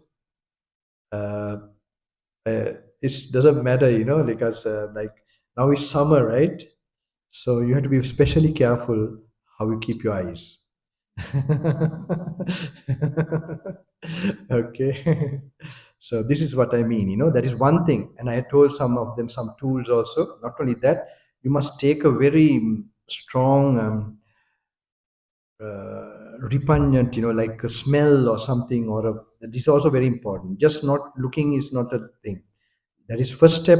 Then you must take also a smell, because the smell is the one that really shows our, true nature of the body or something, so it's a repulsive smell or a form, maybe dissected body or parts of the body of how it looks like really. And this is also some few practices have to be done. It's just not one thing. So anyway, this is very important. Then why I make sure that I was not, no, I can't, I mean, I was inhaling, I used to get the smell. So what I did was I didn't care about the carbon monoxide. I opened my mouth and try to take the breath from my mouth. But I don't know, this cook is very special cook, I think. This was still coming, maybe from the mouth, the smell was coming. Then I decided not to breathe at all. Because, and then just go, just walk, then to contemplate. Then if I have some fantasy about the food, like it must be like this, then I can think without the influence. It's like the ninja, they put that powder and then you can't think properly. So same way, it's the now the smell and all that. You learn not to take that, then you can contemplate better. You get that point.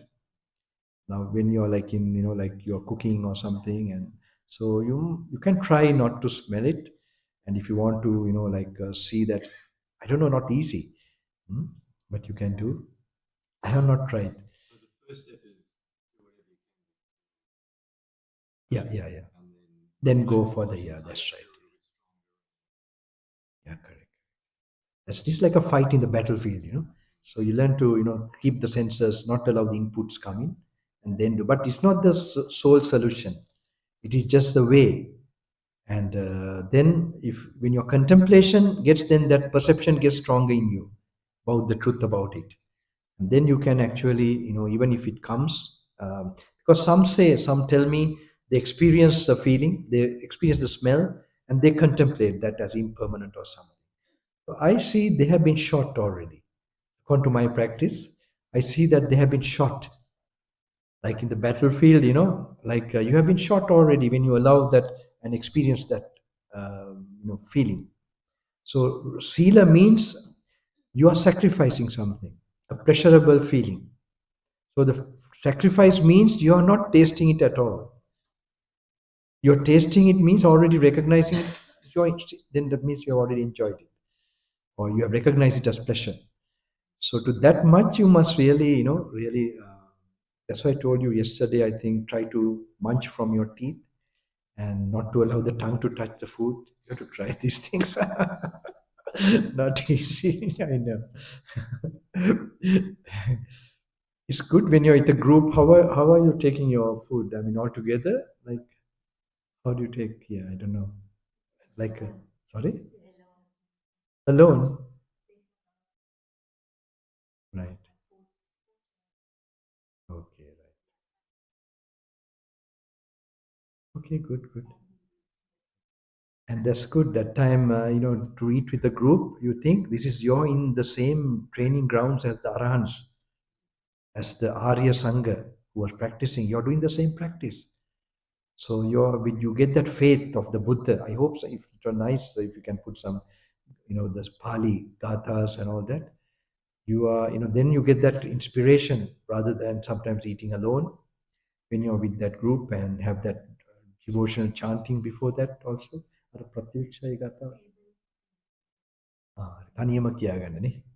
That's okay. Do you read that? There's that, and it's good. It's good for you all to do all these things. This will help you.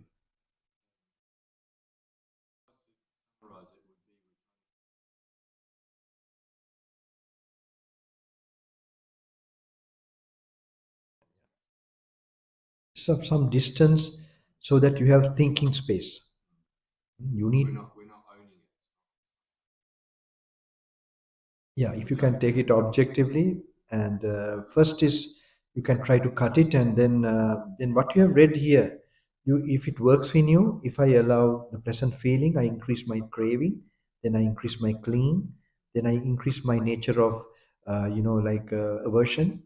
So sleepiness, all the animal nature will increase in me. So you could think like that also. Then that also gives you, like, not to experience it. So you're creating another way where mentally you are, like, that mental attitude of want to avoid it is already good enough. Like,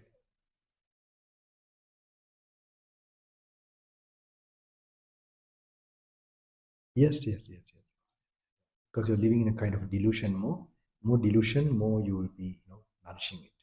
And you will nourish others things also. More you indulge in that, you will get more, you'll be a person, more you develop, more you increase the desires, you will also increase your other things like getting angry, aversion, like some people think compassion is the solution for getting angry. No, it's reducing your desires.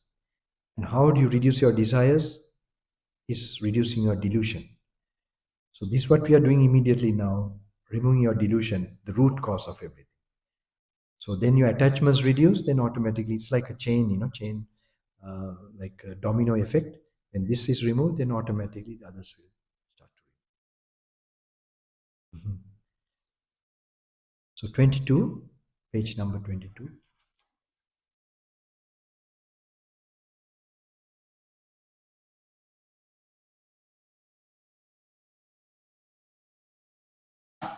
Thus have I heard, Halidakani Sutta, thus have I heard. On one occasion, the Venerable Mahakachana was dwelling among the people of Avanti on Mount Papata at Kurugara. Then the householder Halidakani approached the Venerable Mahakachana, paid homage to him, sat down to one side, and said to him, Venerable Sir, this was said by the Blessed One in the questions of Magandhya of the Attakavagga.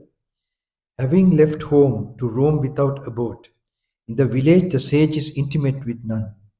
Rid of sensual pleasures without expectations, he would not engage people in dispute.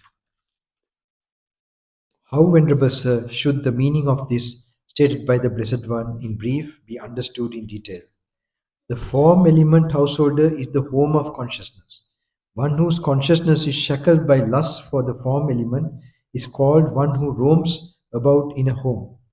The feeling element is the home of consciousness. The perception element is the home of consciousness.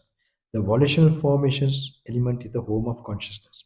One whose consciousness is shackled by lust for the volitional formations element is called one who roams about in a home. It is in such a way that one roams about in a home. And how, householder, does one roam about homeless? The desire, lust, delight, and craving, the engagement and clinging, the mental standpoints, adherences, and underlying tendencies regarding the form element, these have been abandoned by the Tathagata, cut off at the root. Tathagata means Buddha is referring to himself. Hmm? Cut off at the root, made like a palm stump, obliterated so that they are no more subject to future rising. Therefore, the Tathagata is called one who roams about homeless. The desire, lust, delight, and craving, the engagement and clinging, the mental standpoints, adherences, and underlying tendencies regarding the feeling element, the perception element, the volitional formations element, the consciousness element. These have been abandoned by the Tathagata, cut off at the root, made like a palm stump, obliterated so that they are no more subject to future rising. Therefore, the Tathagata is called one who roams about homeless. It is in such a way that one roams about homeless. This sutta is important to have an idea how the body feeling perceptions and mental formations are bound with consciousness with because of attachment and craving. The absence of craving and attachment, their existence begin to cease slowly. Hmm? That is where a liberation, this is a very deep point about our consciousness, how it is existing and how it can be completely. So, consciousness is never without feeling, perceptions, and reaction, mental formations. These are the factors of consciousness. So, this is a very important point to contemplate. I think this sutta is also very nice, very small. We go to the next one.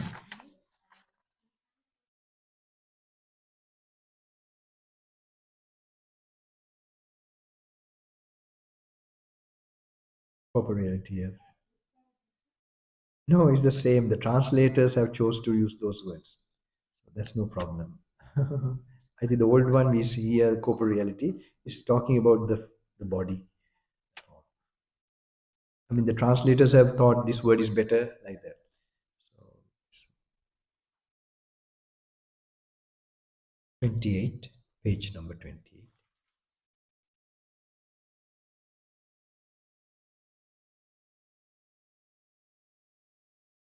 At Savasti. Because I will teach you agitation through clinging and non-agitation through non-clinging. Listen to that and attend closely. I will speak. Yes, Venerable Sir, those bhikkhus replied. The Blessed One said this. And how bhikkhus is their agitation through clinging? Here bhikkhus, the uninstructed worldling, who is not a seer of the noble ones and is unskilled and undisciplined in their Dhamma, who is not a seer of superior persons and is unskilled and undisciplined in their Dhamma, regards form as self, or self as possessing form, or form as in self, or self as in form. That form of his changes and alters. With the change and alteration of form, his consciousness becomes preoccupied with the change of form. Agitation and constellation of mental states, born of preoccupation with the change of form, remains obsessing his mind. Because his mind is obsessed, he is frightened, distressed, and anxious, and through clinging, he becomes agitated. He regards feeling as self, perception as self, so on, consciousness as self, and the same thing repeated. It is in such a way because that there is agitation through clinging. And how because is there non-agitation through non-clinging? Here because the instructed noble disciple, who is a seer of the noble ones and is skilled and disciplined in their Dhamma, who is a seer of superior persons and is skilled and disciplined in their Dhamma, does not regard form as self, or self as possessing form, or form as in self, or self as in form. That form of his changes and alters. Despite the change and alteration of form, his consciousness does not become preoccupied with the change of form. No agitation and constellation of mental states born of preoccupation with the change of form remains obsessing his mind. Because his mind is not obsessed, he is not frightened, distressed, or anxious, and through non clinging, he does not become agitated. He does not regard feeling as self, perception as self, volitional formation as self, consciousness as self, or self as possessing consciousness, or consciousness as in self, or self as in consciousness. That consciousness of his changes and alters, despite the change and alteration of consciousness. His consciousness does not become preoccupied with the change of consciousness. No agitation and constellation of mental states born of preoccupation with the change of consciousness remains obsessing his mind. Because his mind is not obsessed, he is not frightened, distressed, or anxious, and through non clinging, he does not become agitated. It is in such a way because that there is non agitation through non clinging. Now, this is also important next. It is 30, page 30, impermanent in three times. Now, these are meditation objects, okay? Bhikkhus, form is impermanent, both of the past and the future, not to speak of the present. Now, when you read this, you must apply bhikkhus, form is impermanent, both of the past. So, your attention should go to some things. Just think of few hours ago, few days ago, few years ago, the body, a body you had, okay? It changed that time also, it changed from then to now, okay? Just recall that. And think in the future, tomorrow, in few hours' time, a body will be there. It will also rise and pass away. It will change.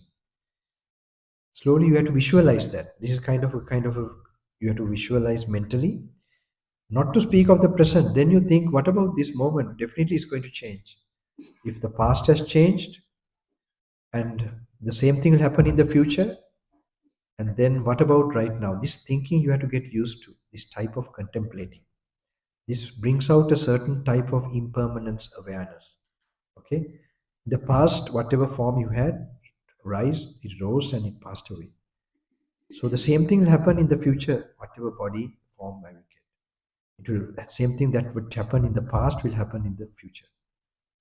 Then what about now? It's bound to what is now what you're experiencing. You're seeing me, and so it's seeing this area, and the body you're seeing through that will change too. Immediate is changing. Okay. This way, seeing thus the instructed noble disciple is indifferent towards the form in the past. That means he becomes detached from the past form. He does not seek delight in the form of the future. He doesn't, wish for a form in the future. And he is practicing for the revulsion toward the form of the present, for its fading away and ceasing. The present body, you begin to detach yourself. For this purpose, you have to visualize that and feel release, relax when you think about it. That you leave the past, anything that happened when you do like that, you will leave any anxiety for the future. And even the now, you will now think this is going to pass away, and then you are going to, have no attachment to this. Feeling is impermanent, perception is impermanent, volitional formations are impermanent, consciousness is impermanent, both of the past and the future, not to speak of the present.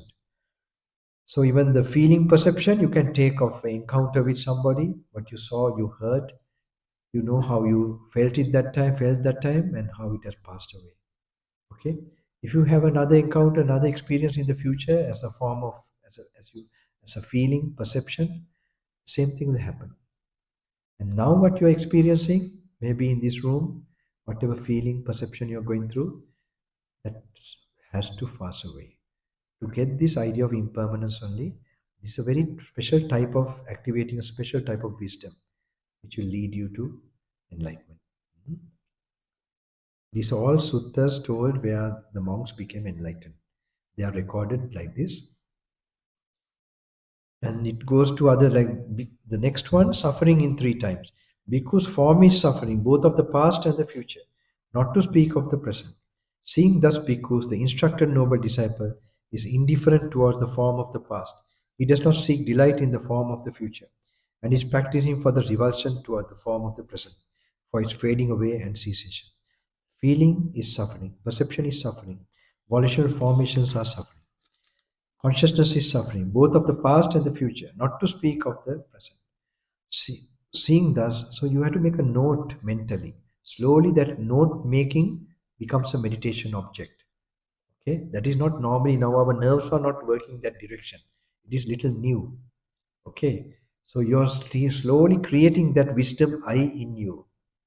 Now you'll be repeating in so many ways, so that will start to happen in you. Because form is non-self. Both of the now this one, seeing the speak is about suffering, and the next sutta, non-self. Because form is non-self, both of the past and the future. Not to speak of the present. Seen thus, because the instructed noble disciple is indifferent toward the form of the past. He does not seek delight in the form. Now, I can apply this to my father too. My father, I thought is my father, or whatever. But it was never mine. It was never me. That experience, whole experience itself. Hmm? So I must put this there. Maybe now I don't clearly see it, but maybe there will be a time when I'm doing like this, I will actually know it, realize it. Hmm? But at least when you're noting it like that now, you're making the mind familiar in that kind of thinking, and that will also create an immediate purity in you. You're having the right view, right idea. Okay, because this is so, it has never been. Yes. I've heard people say my feelings are valid. Like I need you to recognize them. Like this is what I'm feeling. Yes. What? So is that just attachment? Is it? Yes, that is a personal feeling. Okay. So yeah, that is like justifying. I had to think about myself. Like this. I had to be kind to myself, or I have my own feelings or convictions. You could say it's okay. It's a conventional way of how we are expressing ourselves. But in ultimate reality, as an enlightened person, you're trying to become enlightened, then you're studying the true nature of feelings. The feeling comes with the contact, and it changes from happiness to sadness. I was thinking there's another sutta. Actually, because we don't have time, I didn't want to. I didn't want to. Yesterday, I covered this. um, because we little lack little time. It's the 43, the small book, the 43 views and discussions about the self. Now, if someone should say that the feeling is his self, it should be answered thus: there are three kinds of feeling: pleasurable, painful, and indifferent feeling. Which of these three feelings do you consider as yourself? Because at the moment of experiencing one of these feelings, one does not experience the other two. These three kinds of feeling are impermanent, of dependent origin, are subject to decay and dissolution, to fading away and extinction. Whoever, in experiencing one of these feelings, thinks that this is his self, must, after the extinction of that feeling, admit that his self has become dissolved. And in thus he will consider his self already in the present life as impermanent, mixed up with pressure and pain, subject to rising and passing away. If anyone should say that feeling is not his self, and that his self is inaccessible to feeling, he should be asked thus: now, where there is no feeling, is it then possible to say, this am I? So this is, you're going studying the fundamental nature of the idea of I, how it arises. It associates with feeling. Now think, sometimes you sit on the ground and your leg gets numb because there's lack of blood flow. It happens to me. And you don't see it from your eyes also, your leg. Sometimes you might think whether my leg is there. You might get this thought. So you can very much see that the idea of I comes associating a feeling, because there's craving for a feeling. With the craving, the idea, the sense of I, this is me, this I, comes. But when you are now analyzing, contemplating the real thing that's happening, you're seeing through and through, and you see it's only the phenomena. It's a happening of conditions. Because of contact, a feeling coming, and when the contact is no more, the feeling is no more. So if you identify the feeling as me, the feeling, then I also should be dying at that moment. So like that, when you look at like that, there's no real I. It's just condition happening.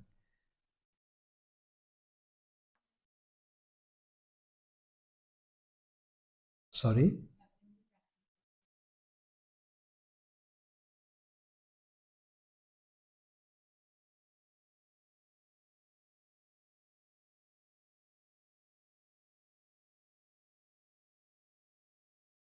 when we are intellectually or analyzing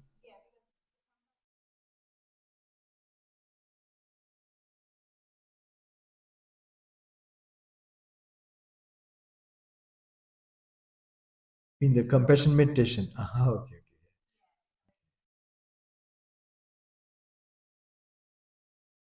So you have compassion. You wish for everybody that they will realize no self. So, so it's actually uh, we have to live in the conventional world. Okay, like we can't we have to slowly come to actual realizing of nibbana. So this like metta bhavana, that when you're visualizing, that's why I say when you attain samadhi through metta, for example, you are telling all beings to be happy and well. So in that mental state, do you have greed? No. Do you have hate? Do you have delusion? Not maybe, yes. You should not doubt. What is that delusion? Again, this I and this, you are not, you are like creating and imaging. You're creating a sankara. Creating means the sankara. There's an object, beings, and you're wishing that is, the attention in that way. And there's this consciousness. So there's delusion. So that's okay. But how to practice? There's a way how to practice. Uh, like for example, when you after you metta bhavana, whatever feelings, I wish we had those suttas in the Anguttara Nikaya. Buddha shows how to change the metta into vipassana. It's a very nice one. We don't have those. Gnanaloka Thero has translated that in the Anguttara Nikaya. How to change the metta, the pleasant feeling, the thought you're having, to take it as Kandas again. So you can change, you can be enlightened and practice metta as well. But knowing that this is still karma creating, takes you to Nibbana, to Brahmaloka, but it also removes hindrances and it keeps your brain very bright, and then you can realize this more. That's another way of looking at it. You get it? Practically.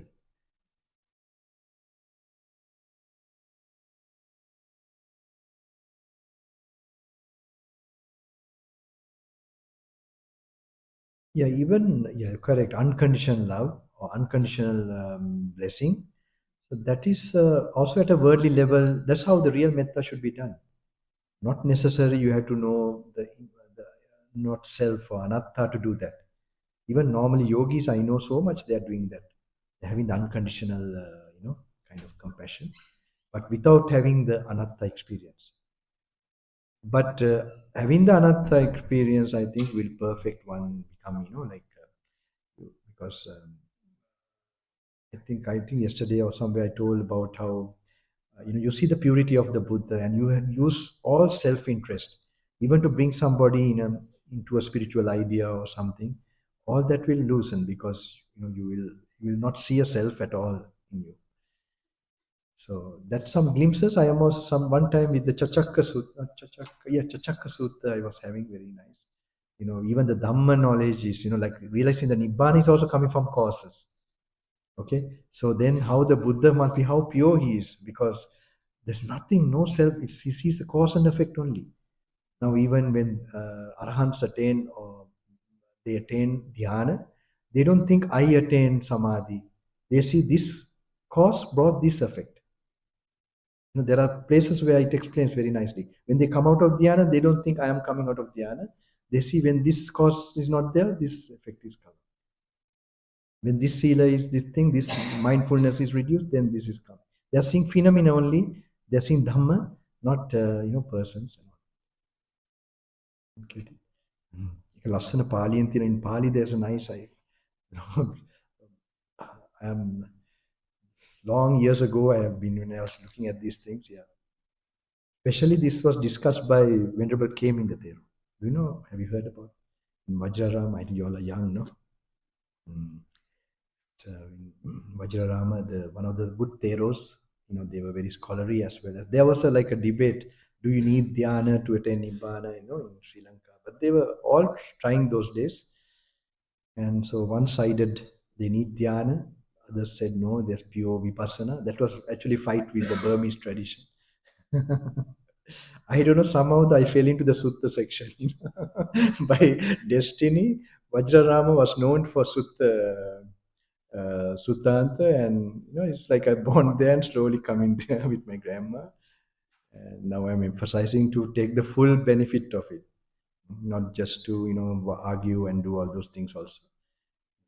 To now jump out of this mess.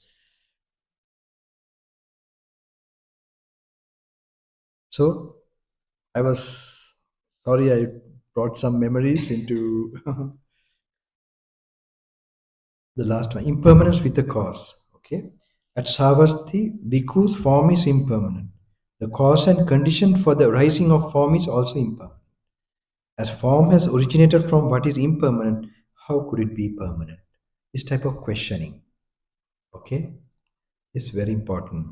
Bhikkhu form is impermanent. The cause and condition for the rising of form. We know that in other suttas explained also, one cause for form to rise is karma. How is karma created? With craving and delusion. Okay, that's how we react, because we have craving, then we have craving because of ignorance. Okay, we don't have the, the truth of things from our meditation level, so we see this as real or whatever, and then we react with greed, hate, or delusion. So the reaction is there. That is karma. That is the driving force for a body to get formed. Okay, in the future or even now, the body, the propelling force behind. So that propelling force is also impermanent. It is like one so then that's one of the unseen causes. So the body has to, when that cause changes or finishes, it has to change also. And the other cause for body is food. Ahara sambuddhan kayu. So that's also, that if you don't give food, the body will start to die. Okay, so that's a very direct cause, you can know. And the food also comes due to karma also. So that's all interrelated. But just one way to see this in your meditation, in your walking meditation, just to contemplate. Because form is impermanent, the cause and condition for the rising of form is also impermanent. As form has originated from what is impermanent, how could it be permanent? This is a very important question to be put in the fields when you're walking, to contemplate. Then this type of thinking you have to develop. Then the feeling is impermanent, perception is impermanent, volitional formations are impermanent, consciousness is impermanent. The cause and condition for the rising of consciousness is also impermanent. As consciousness has originated from what is impermanent, how could it be permanent? Now, this feeling, perception, all that comes due to contact. Okay, so for the contact to happen, you have to have the body. In the thin air, it doesn't happen. Body as a vessel, as an instrument, you need. So when the body is impermanent like that, then that is the cause of this. Then if the cause is impermanent, then feelings, perception have to be impermanent. Now this is a very important thing, the way it looks like this, because normally we are used to looking at a feeling now you experience and it's changing. Say we are eating ice cream, and then we are touching, it's nice feeling, it's finished, then we think that impermanence. No, that is also a way of looking at this impermanent. But this is a different one. We are contemplating that the tongue itself, okay, it's conditioned by this and is impermanent, is changing the causes. And then we are seeing it without eating ice cream or without experiencing a feeling. We are beginning to get a knowledge about our experiences, you know. So this is how that wisdom is really activated.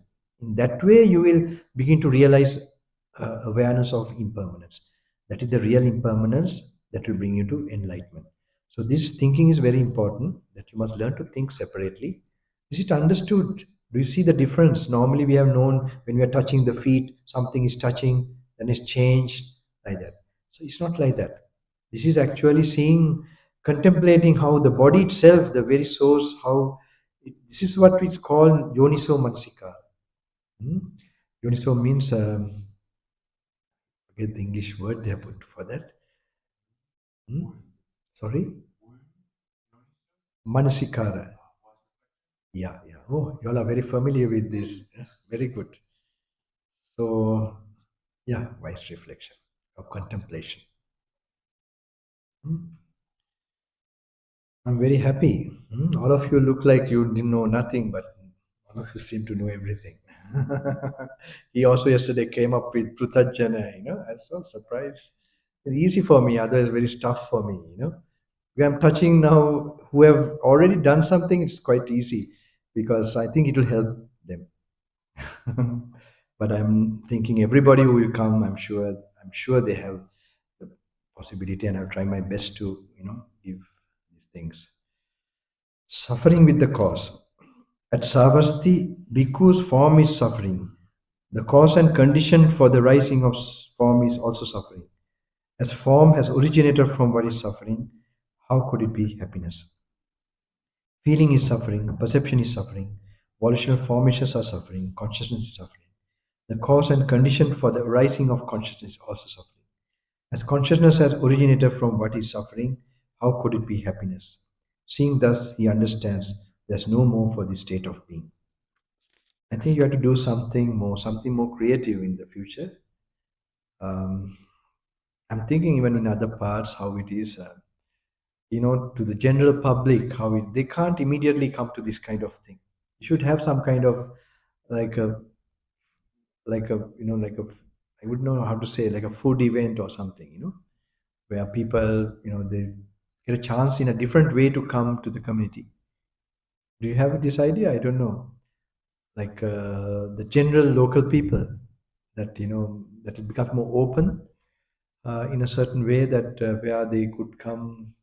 I don't know, like a kindness evening or something like that, where food is given or something, and then they get a chance to see the Dhamma or hear the Dhamma, something like that. Because if people who have real strong potential, they might come, like when they have, but if they don't have like that, it won't be for many.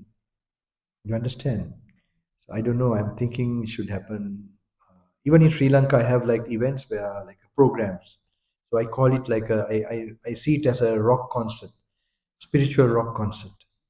This is how it is, full of energy, forces, that coming.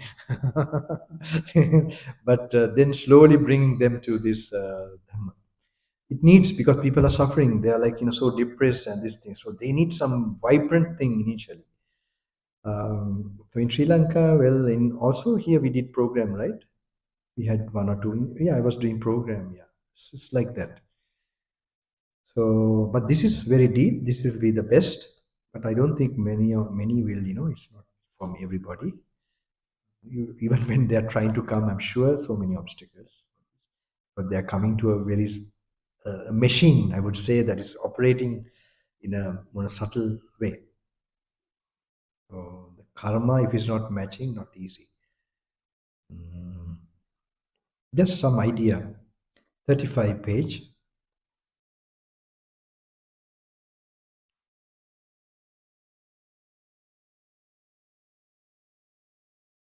Because I will teach you the burden, the carry of the burden, the taking up of the burden, and the laying down of the burden. Listen to that.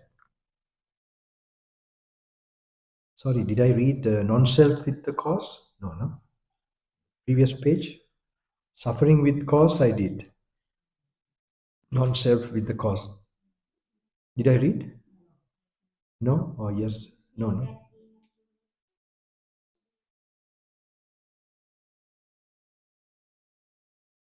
We will read again, no problem.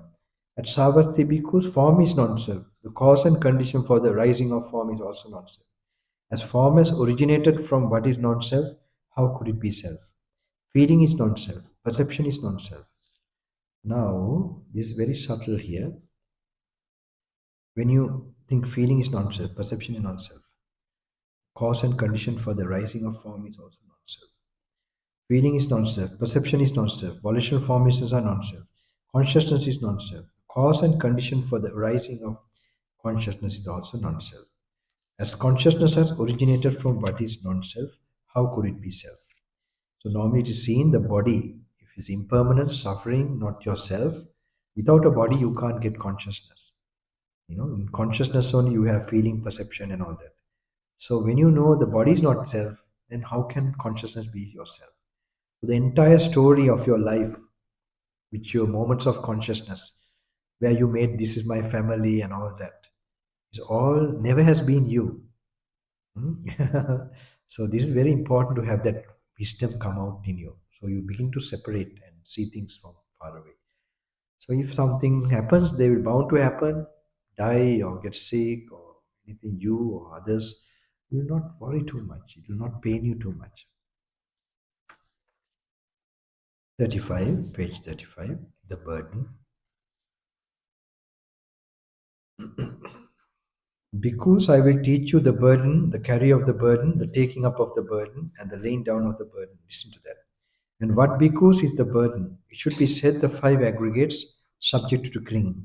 What five? The form aggregate subject to clinging, the feeling aggregate subject to clinging, the perception aggregate subject to clinging, the volitional formations aggregate subject to clinging, the consciousness aggregate subject to clinging. This is called the burden.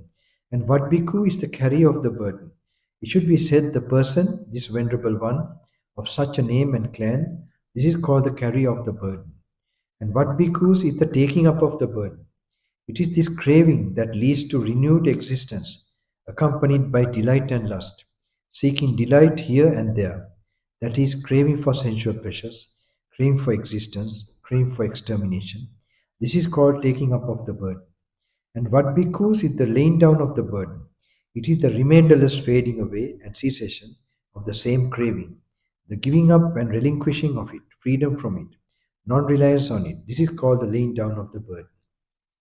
And this is what the Blessed One said. Having said this, the Fortunate One, the teacher, further said this: the five aggregates are truly burdens. The burden carrier is the person. Taking up the burden is suffering in the world. Laying the burden down is blissful. Having laid the heavy burden down without taking up another burden, having drawn out craving with its root, one is free from hunger, fully quenched.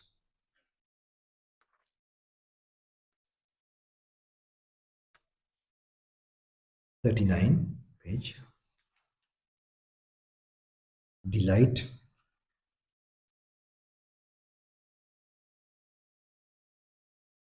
Delight, the last. At Savasti Bhikkhus, one who seeks delight in form seeks delight in suffering. One who seeks delight in suffering, I say, is not freed from suffering. One who seeks delight in feeling, in perception, in volitional formations, in consciousness, seeks delight in suffering. One who seeks delight in suffering, I say, is not freed from suffering. One who does not seek delight in form, feeling, perception, in consciousness, does not seek delight in suffering. One who does not seek delight in suffering, I say, is freed from suffering.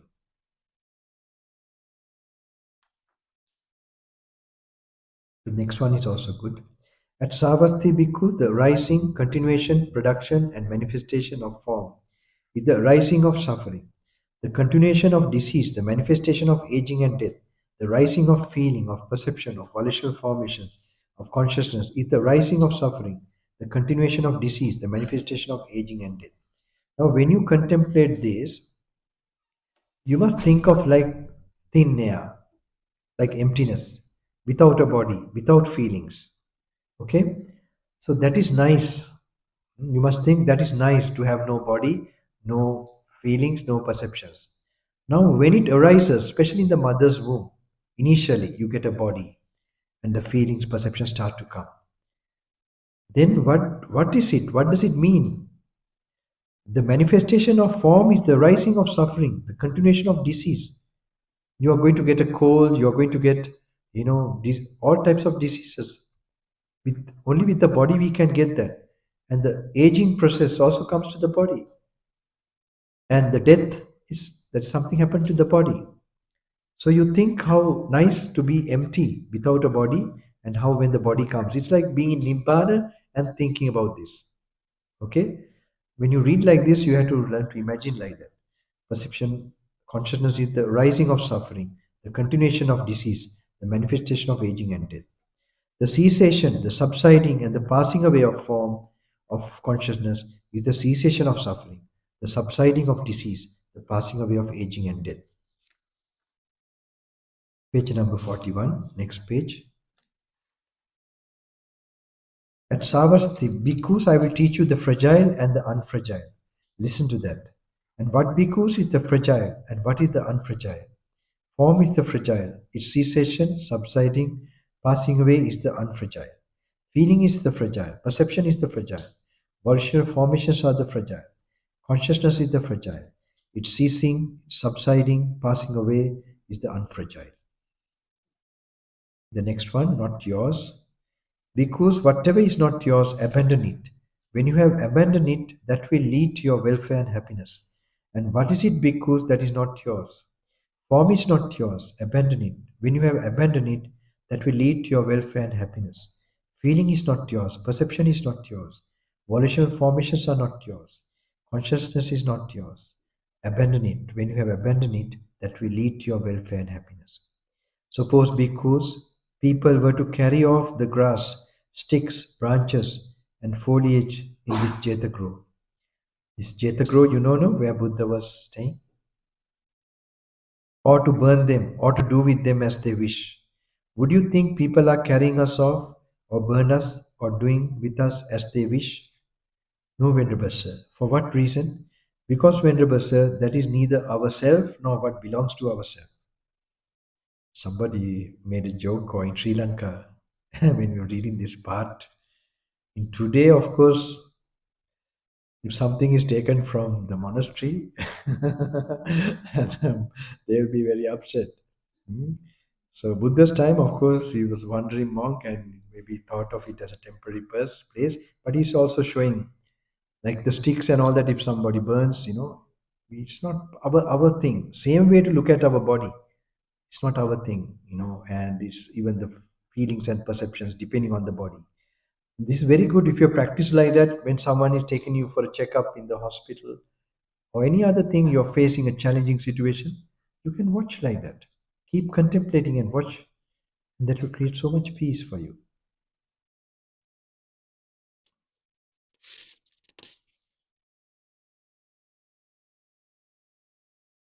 44, page number 44. Ananda 1. At Savasti, then the Venerable Ananda approached the Blessed One. The Blessed One then said to the Venerable Ananda as he was sitting to one side, if Ananda, they were to ask you, friends Ananda, what are the things of which an arising is discerned, a vanishing is discerned, an alteration of that which stands is discerned? Being asked thus, how would you answer?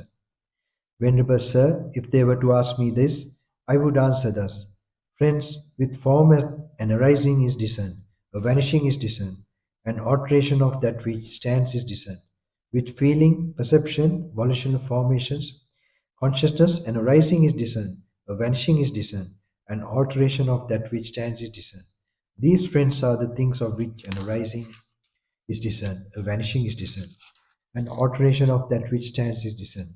Being asked thus, Venerable Sir, I would answer in such a way. Good Ananda, with form Ananda, a rising is discerned, a vanishing is discerned, an alteration of that which stands is discerned. With feeling, perception, volitional formations, consciousness, an arising is discerned, a vanishing is discerned, an alteration of that which stands is discerned. These Ananda are the things of which an arising is discerned, a vanishing is discerned, an alteration of that which stands is discerned. Being asked thus, Ananda, you should answer in such a way. So in the second sutta, it goes to the past, future as well. 48, page number 48.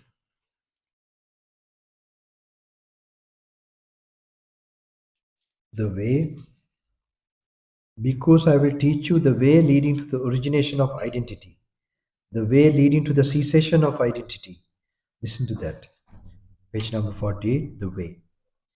And what because is the way leading to the origination of identity? Here, because the uninstructed worldling regards form as self, feeling as self, perception as self, volitional formations as self, consciousness as self, or self as in consciousness. This because is called the way leading to the origination of identity. When it is said the way leading to the origination of identity, the meaning is here is this: a way of regarding things that leads to the origination of suffering. And what because is the way leading to the cessation of identity? Here, because the instructed noble disciple does not regard form as self, nor feeling as self, nor perception as self, nor volitional formations as self. nor consciousness as self, nor self as in consciousness. This because is called the way leading to the cessation of identity. When it is said the way leading to the cessation of identity, the meaning here is this: a way of regarding things that lead to the cessation of suffering. You told about remembering and regretting. So when you happen to look at it in this way, in a way that you don't take any feelings, perceptions as yours, then this way of looking at things will make you not worry about it, isn't it? Mm. So it's just so many. You will have to, all of you have to read and read. If you can't contemplate, you'll have to read it fast. By just simply reading, also something is going to happen in your brain. I think yesterday I explained some experiences I had with in India, some of the yogis.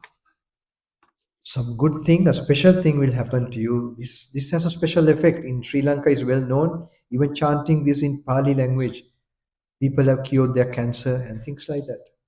So in this case, it's not just the Pali language. We are actually getting the meaning also. So the effect should be much greater. Hmm. We don't know an enlightened person's words, recorded words. The best thing that can happen is that we'll also get that wisdom of enlightenment. Second best, there are so many second best blessings of this. So make sure you read, okay? I have with some experience about this only. I have told you how to cover. I will tell you a page where you have to read by tomorrow lunchtime. Okay, when we have to start another section. So it's not too much sitting and meditating. Here, there's an entire different thing. If you had some blockages in your meditation, in your concentration meditation, or any other meditation, this is going to clear your blockage. If you had some blockages in your material life, in your spiritual life, I believe this will clear these 5 days. Hmm.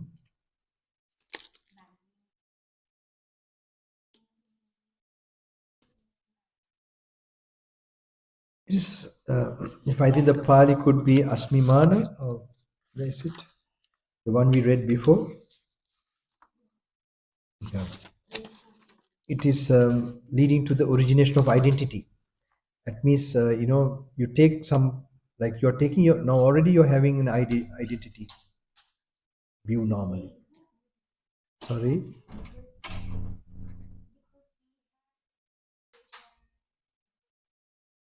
Yeah, yeah, yeah. I know. In the English word of identity, yeah, I understand. Like we have origination of identity. This is actually this kind of identity. What is told here, it is arising even in the anagami. Hmm? So this is like the thinking that I am this, I am maybe the body, I am maybe the feeling. Okay. So here, if you think like that, there's telling here, you will suffer this way of thinking, this way of having an identity. When we see this body or feeling is not me, you're losing your identity. Okay. That losing of your identity, that way of looking, Buddha says, will bring you happiness. This is the essence of this sutta.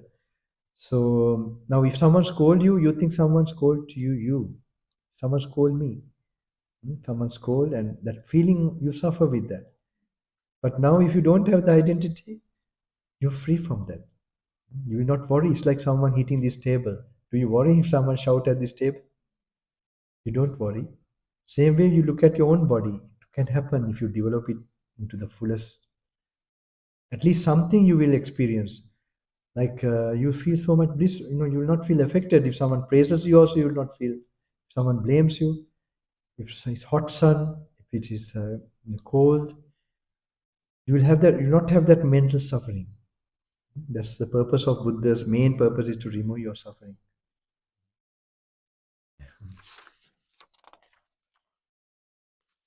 55.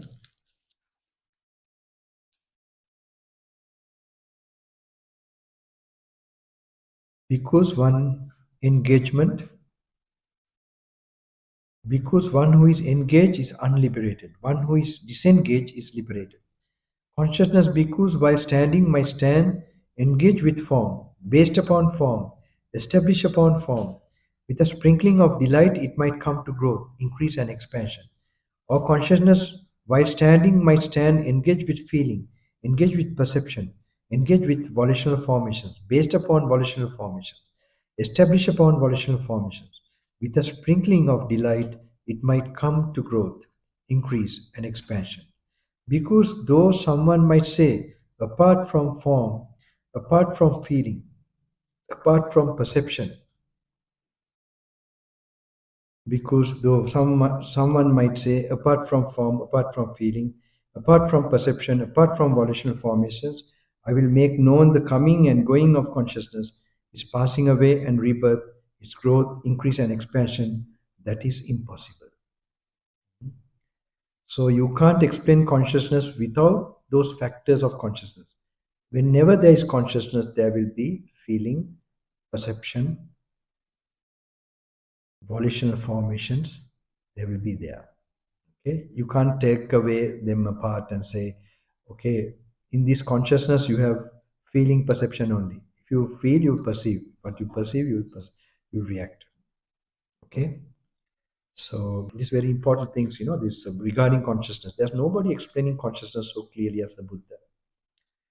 I have also sometimes gone through about, Deepak Chopra is the closest, wisest person giving to the modern world, and he's enlightening people that is something separate, and he explains also about these feelings, perceptions. I think it's good. He's the closest person giving the right idea. But to get a clearest, because clearest idea to escape from complete consciousness, today I was explaining to you all. I don't think that we will get it from anywhere, because even in those traditions they have the idea of a pure consciousness. Okay, so that pure consciousness is also a consciousness. It's actually in that equanimity. Equanimity means the neutral feeling, and there is also a self idea coming. It will come wherever there's feeling. We studied in those, wherever there's feeling there will be an idea. It will be a super self, super consciousness, and super, but still it's the self. So where you escape from self completely is where you Buddha found this way of wisdom, where the complete wisdom of impermanence, suffering like this, and then seeing is no self. And with that, that's the if you really experience that, you will have zero craving, and that's the first time your focus will be not with any feeling. You will not be with any feeling. Your mind will be filled with wisdom only. So in that super conscious state is still you're replacing it from another consciousness. That's why Buddha saw even the highest worlds of, like uh, uh, Alarakaram, Uddakaram, the Brahmalokas, after a longer period, they'll be coming back again. So he mastered those things, and then he still was not satisfied. That's how we came up with this enlightenment.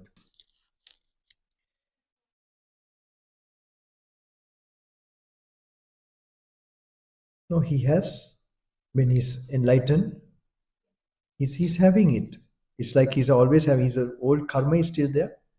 So until he has experienced parinirvana, until then, the last breath goes also, he's having the five aggregates, body, feeling, perception, like that.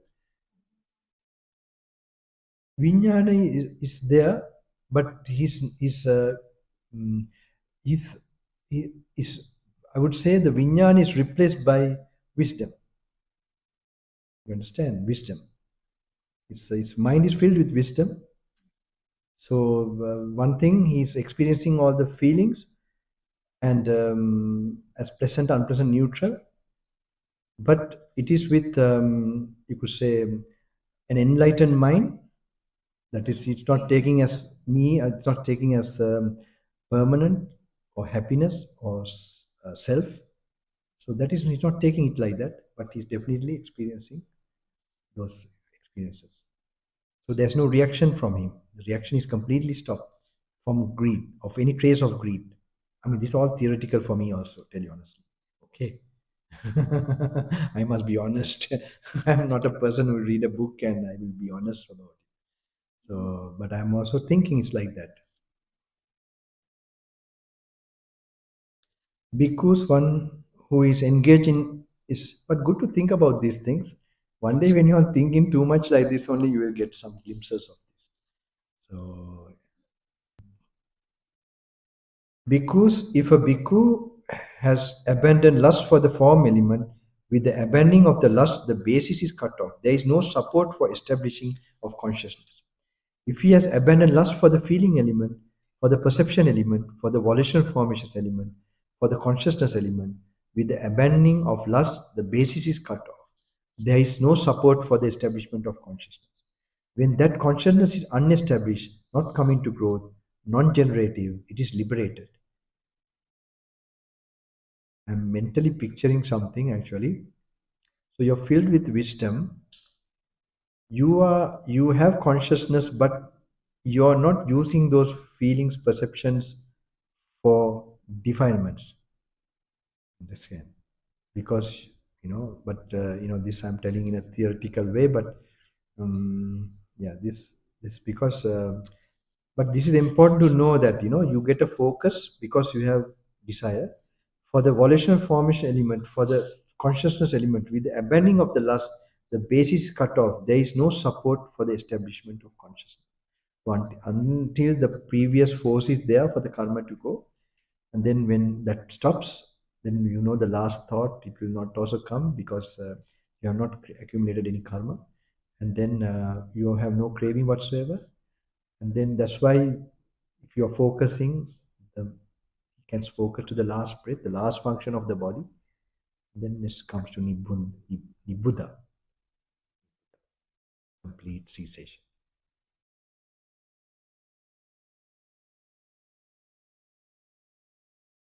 Identity, you mean sakkaya ditti. Yes. Different thing means it gets completely like a stream entrant gets to know. But he still has the incline, this thing of getting I, but not internally, like in a latent. Internally, he knows there's no I. Internally means like we call it subconscious, or anusaya. You know the term anusaya, like latent within inside him that has broken. But he will get like a habit, as a habit for so long, so it will be perfected as again experiencing that arising and passing away as an intuitive experience. If that happens, that will break, and it will slowly bring him to maybe sakudagami, uh, like once returner, then never returner, and then arhatship. It might go immediately to arhatship also, depending on the person's practice. I'm like giving now like knowledge, slowly, slowly. Doesn't matter. It's good. It polishes my memory of old seeds. 56.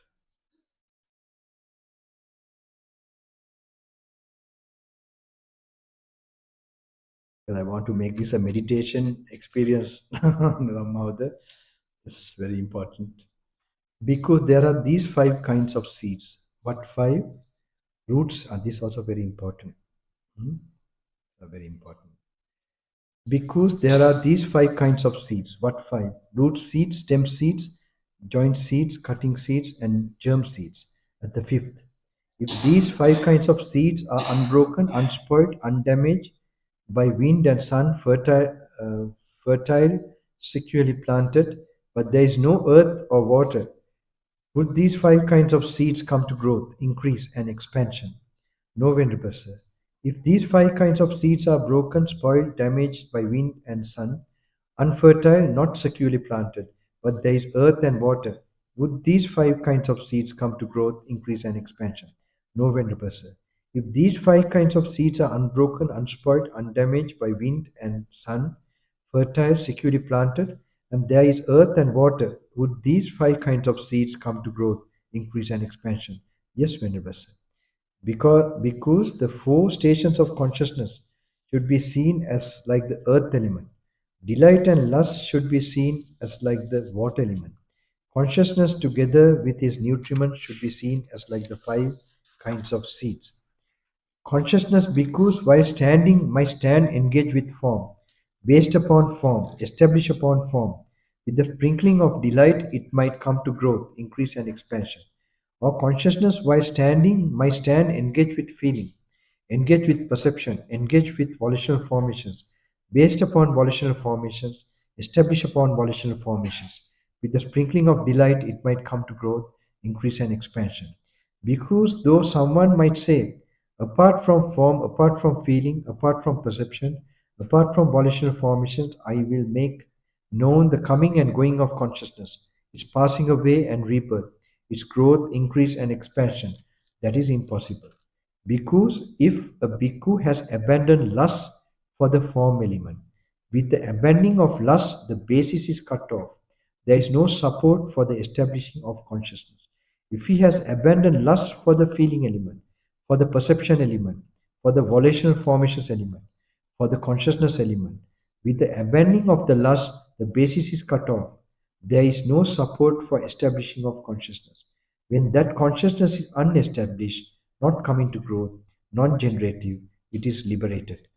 By being liberated, it is steady. By being steady, it is content. By being content, he is not agitated. Being unagitated, he personally attains Nibbana. He understands, destroyed his birth, the holy life had been lived, what had to be done had been done. There's no more for this state of being. This is Arahant telling about this. So, does this relate to what I explain about my teachers to explain about, you know, if the causes are there, the consciousness will arise. And if there's no craving, no karma, does it relate with what that explanation? It does very much, right? Okay. So all the suttas are like that. So it's a very deep subject. Just deep means don't think it's deep. Just keep walking, contemplating this, and maybe other things. Some way, some other thing might trigger you. So this is. I'm not trying to force you into kind of. And one thing is there you may not be able to do like that in this retreat to like slowly contemplate because you will have to now cover a certain amount of reading. Whatever some things you might feel interested, you must try to in the walking meditation contemplate. And I might tell you also a demonstration of the walking meditation. But if you find the time is less, like say tomorrow afternoon, you realize, oh, you are not read.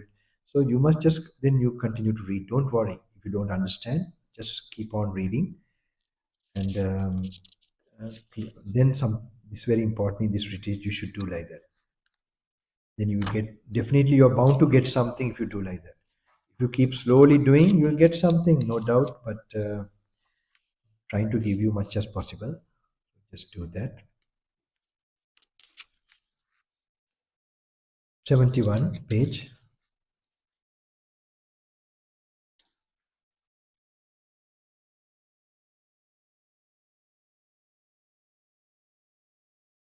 Thus have I heard in Kling. On one occasion, the Blessed One was dwelling at Savatthi in Jeta Grove, Anathapindika's park. Then a certain bhikkhu approached the Blessed One, paid homage to him, sat down to one side, and said to him, Venerable Sir, it would be good if the Blessed One would teach me the Dhamma in brief, so that having heard the Dhamma from the Blessed One, I might dwell alone, withdrawn, diligent, ardent, and resolute.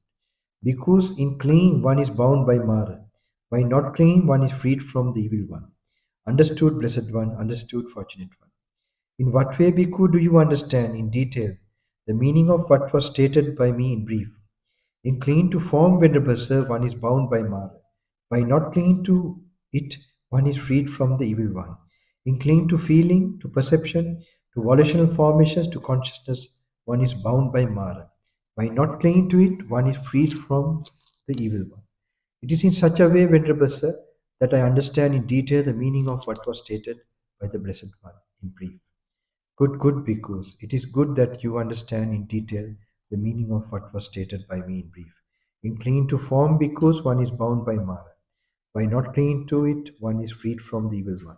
It is in such a way that the meaning of what was stated by me in brief should be understood in detail.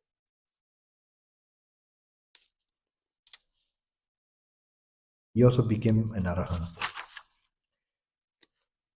73 page.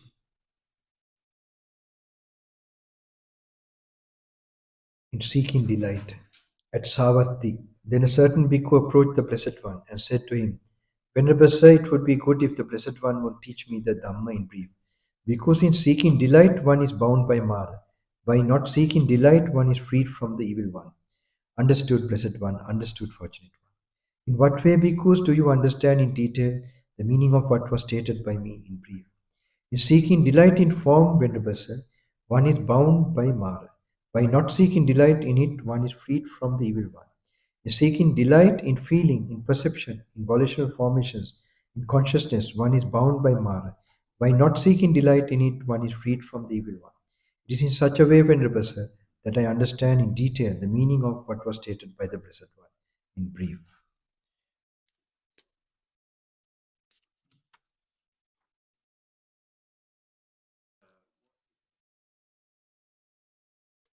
Delight in this way, in this sutta, is seeking delight one in form. Okay, it is in craving. You could call in like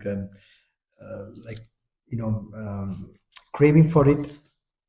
Delight is accepting it, not rejecting it, not letting go. Opposite of that. Okay, in seeking delight in form, whenever serve one is bound by Mara. So normally we are searching for delight in body. Hmm? So when we are doing that, actually, the Buddha is showing a way how to see this. One is bound by Mara. Say, for example, we some company, they're looking very beautiful. We want to be with that company. Okay, in their this thing. So we are searching for that this thing, and then we are bound. Maybe we have to then listen to whatever they say. Maybe now you have really made it permanent by getting married. I don't know. So then you have to follow that, obey that, like you're under that. So it is one way, bound by Mara, bound by Mara. Just this way of looking, then you feel to let go. You feel like, this is one way of getting the feeling in your mind, to let go. In seeking delight in form, Venerable Sir, one is bound by Mara. By not seeking delight in it, one is freed from the evil one. So you might have a company, but you will not delight in it. Delight in, you might contemplate, you might see the danger of this, or you see the impermanence of this. That means you're not delighting. Okay, but you are enjoying the feelings you get from it. That means you are delighting. It's clear like that.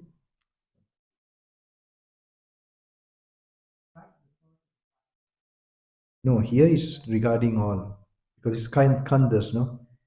So delight could be also not only this, even to the samadhi dhyana. That is also there. Five Kandas are there. So it's not just the delight for senses. I know when you talk about delight, it sounds for the five senses, but not here. I'm sure here it's about universal, the whole spectrum of what you could get delight to, even to a Deva body, into a Brahma body, right?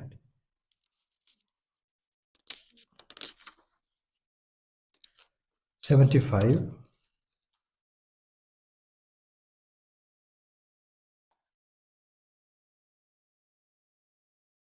Because you should abandon desire for whatever is appears tantalizing. Whatever appears tantalizing, that is 75. Whatever appears tantalizing. It's made short. And Radha, the next sutta also.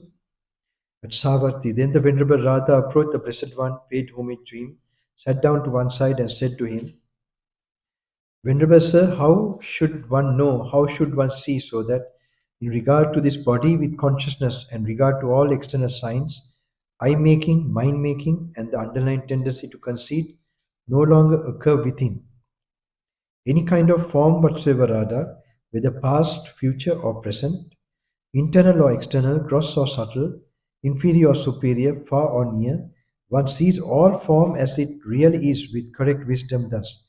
This is not mine, this I am not, this is not myself.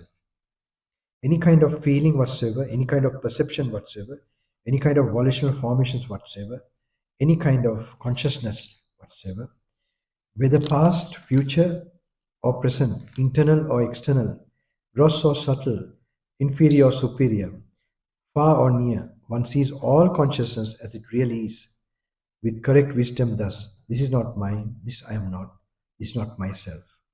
When one knows and sees thus rather, then in regard to this body with consciousness and regard to all external signs, I making, my making, and the underlying tendency to conceit no longer occurs within. This is what we have practiced a lot. All possibilities of form, feelings, perceptions, and consciousness. Past, present, past, future, present. Ajatava Baitangva, what is called yourself and the external. Ola Rikambas, gross, I told you, elephant's body, feeling person, maybe ant, then maybe lower realm, the lower worlds, or the highest Brahmalokas, like that. All possibilities of. So your mind, you think all of that is not me, not I.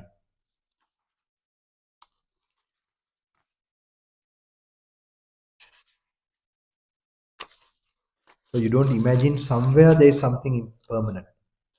You don't imagine there is something in this world that is permanent. Everything is impermanent, so there is no person, self to take. Something as permanent should not change. 81, page number 81.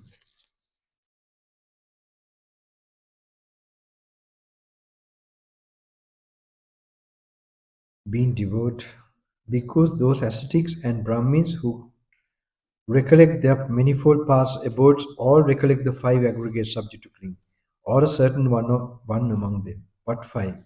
When recollecting thus, because I had such a form in the past, it is just form that one recollects. When recollecting I had such a feeling in the past, it is just feeling that one recollects. When recollecting I had such a perception in the past, it is just perception that one recollects. When recollecting I had such a volitional formations in the past, it is just volitional formations that one recollects. When recollecting I had such consciousness in the past, it is just consciousness that one recollects. And why? Because do you call it form? It it is deformed, because therefore it is called form. Deformed by what? Deformed by cold, deformed by heat, deformed by hunger, deformed by thirst, deformed by contact with flies, mosquitoes, wind, sun, and serpents. It is deformed because therefore it is called form. And why? Because do you call it feeling? It feels because therefore it is called feeling. And what does it feel? It feels pleasure, it feels pain, it feels neither pain nor pleasure. It feels because therefore it is called feeling.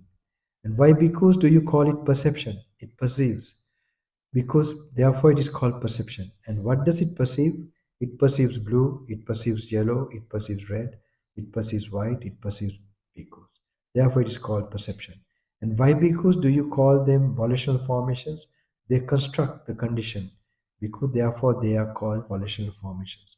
And what is the condition they construct? They construct condition form as form. They construct condition feeling as feeling. They construct conditioned perception as perception. They construct conditioned volitional formations as volitional formations. They construct conditioned consciousness as consciousness. They construct the condition because therefore they are called volitional formations. And why? Because do you call it consciousness? It cognizes because. Therefore it is called consciousness. And what does it cognize? It cognizes sour, it cognizes bitter, it cognizes pungent, it cognizes sweet, it cognizes sharp, it cognizes mild, it cognizes salty, it cognizes bland, it cognizes because. Therefore, it is called consciousness. They are rein because the instructed noble disciple reflects thus. I am now being devoured by form. In the past too, I was devoured by form in the very same way that I am now being devoured by present form. If I were to seek delight in future form, then in the future too I shall be devoured by form in the very same way that I am now being devoured by present form. Having reflected thus, he becomes indifferent towards form. Now, all these words like indifferent means you become detached. Okay, he does not seek delight in future form, and he is practicing for the revulsion towards present form, for its fading away and cessation. Quite a long one. You'll have to read it. Just the top part, I want you to some idea.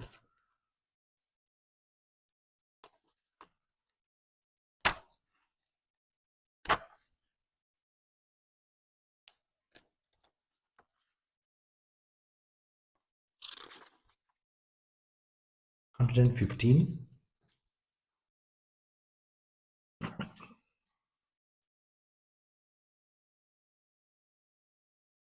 Savasti, because the river, 115, the river. Because suppose there was a mountain river sweeping downwards, flowing into the to the distance with a swift current. If on either bank of the river Kasa grass or Kusa grass were to grow, it would overhang it. If rushes, reeds, or trees were to grow, they would overhang it. If a man being carried along by the current should grasp the Kasa grass, it would break off and he would thereby meet with calamity and disaster. If he should grasp the Kusa grass, it would break off and he would thereby meet with calamity and disaster. It should grasp the rushes, reeds, or trees. They would break off and he would thereby meet with calamity and disaster. So too, because the uninstructed worldling regards form as self, this very nice one, or self as possessing form, or form as in self, or self as in form. That form of his disintegrates and he thereby meets with calamity and disaster. He regards feeling as self, perception as self, volitional formation as self, consciousness as self, or self as possessing consciousness, or consciousness as in self, or self as in consciousness. That consciousness of his disintegrates and he thereby meets with calamity and disaster. What do you think, because is form permanent or impermanent? So that is the same contemplation as before, but this is very important. Look how we cling to our bodies, our feelings, with view. This is a view that this is me, this is I. But this is going to fail us. This is going to disappoint us one day, when we cling to like that. So it's showing it's like the same as, such a fragile trees and grass you're holding when you're, been washed away by the river. That is not going to save you. Same way, this view is not going to save you. Thinking this is my body, this is my feelings. This is a very nice sutta. It gives you a nice effect. 116, page number 116, the same one. The next one, the flowers. Because I do not dispute with the world, rather it is the world that disputes with me. A proponent of Dhamma does not dispute with anyone in the world. Of that which the wise in the world agree upon as not existing, I too say that it does not exist. And of that which the wise in the world agree upon as existing, I too say that it exists. And what is it because that the wise in the world agree upon as not existing, of which too say that it does not exist? Form that is impermanent, stable, eternal, not subject to change. This the wise in the world agree upon as not existing, and I too say that it does not exist. Feeling, perception, volitional formations, consciousness that is permanent, stable, eternal, not subject to change.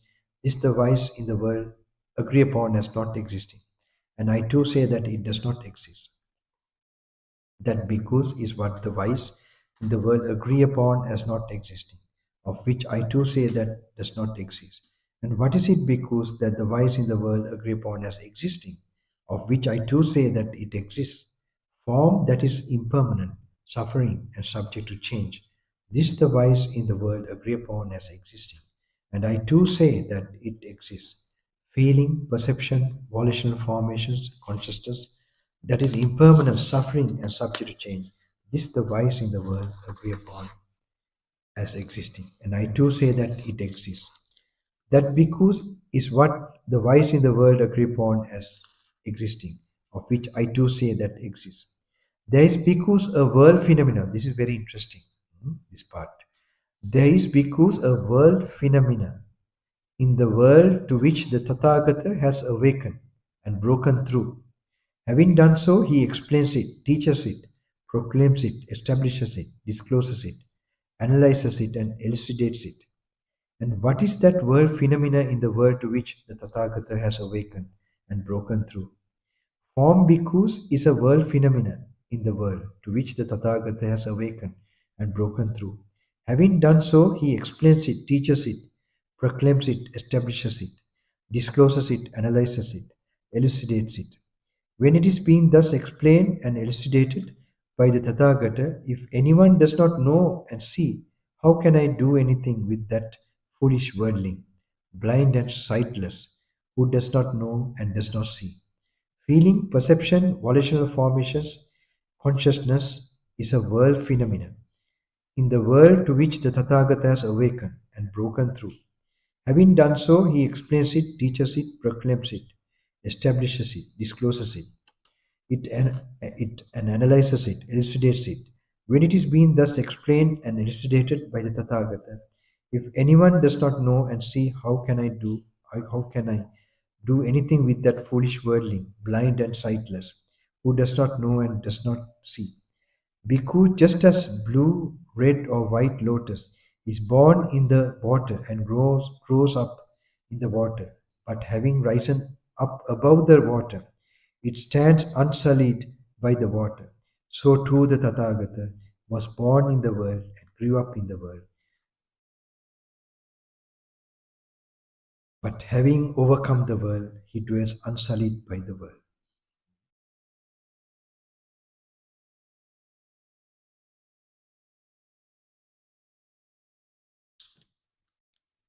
117, the next one. This is also this is very good for your meditation. On one occasion, the Blessed One was dwelling at Ayodhya, on the bank of the river Ganges. There, the Blessed One addressed the bhikkhus thus: Bhikkhus, suppose that this river Ganges was carrying along a great lump of foam. A man with a good sight would inspect it, ponder it, and carefully investigate it, and it would appear to him to be void, hollow, insubstantial. For what substance could there be in a lump of foam?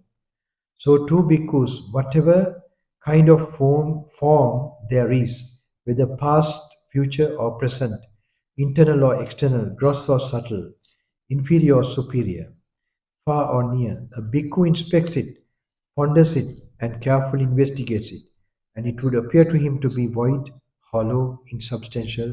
For what substance could there be in form? Suppose, bhikkhus, that in the autumn, when it is raining and big raindrops are falling, a water bubble arises and bursts on the surface of the water. A man with good sight would inspect it, ponder it, and carefully investigate it, and it would appear to him to be void, hollow, insubstantial. For what substance could there be in a water bubble? So too, because whatever kind of feeling there is, whether past, future, or present, internal or external, gross or subtle, inferior or superior, far or near, a bhikkhu inspects it, ponders it, and carefully investigates it, and it would appear to him to be void, hollow, insubstantial. What substance could there be in feeling?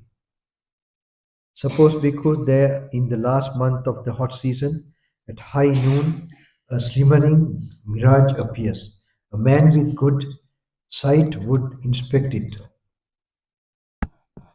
ponder it, and carefully investigate it, and it would appear to him to be void, hollow, insubstantial.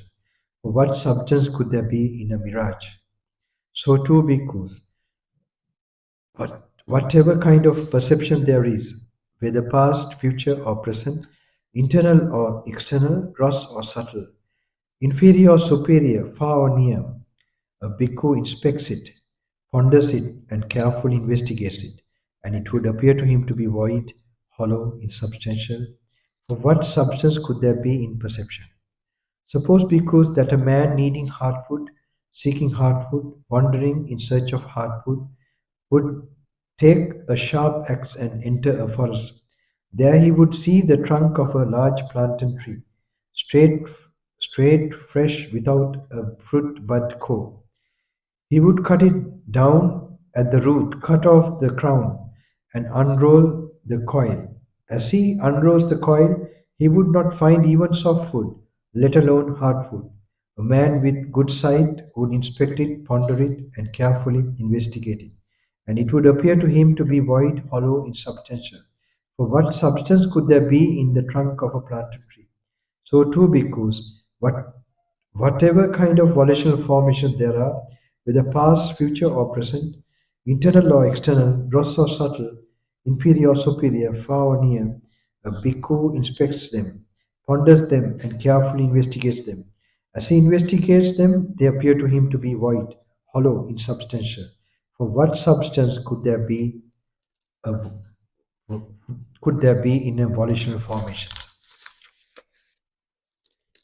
Suppose, because that a magician or a magician's apprentice would display a magical illusion at a crossroads.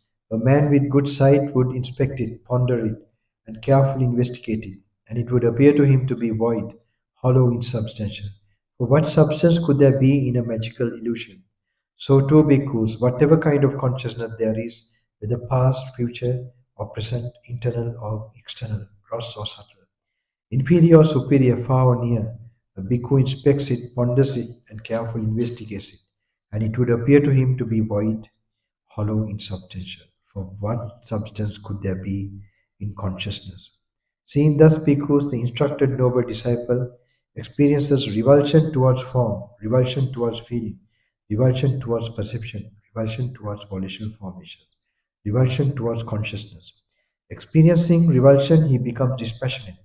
Through dispassion, his mind is liberated. When it is liberated, there comes the knowledge.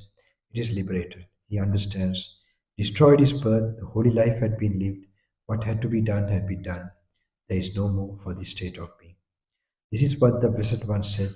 Having said this, the fortunate one, the, the teacher further said this. Form is like a lump of foam, feeling like a water bubble. Perception is like a mirage, volitions like a plantain trunk, and consciousness like an illusion. So explained the kinsman of the sun.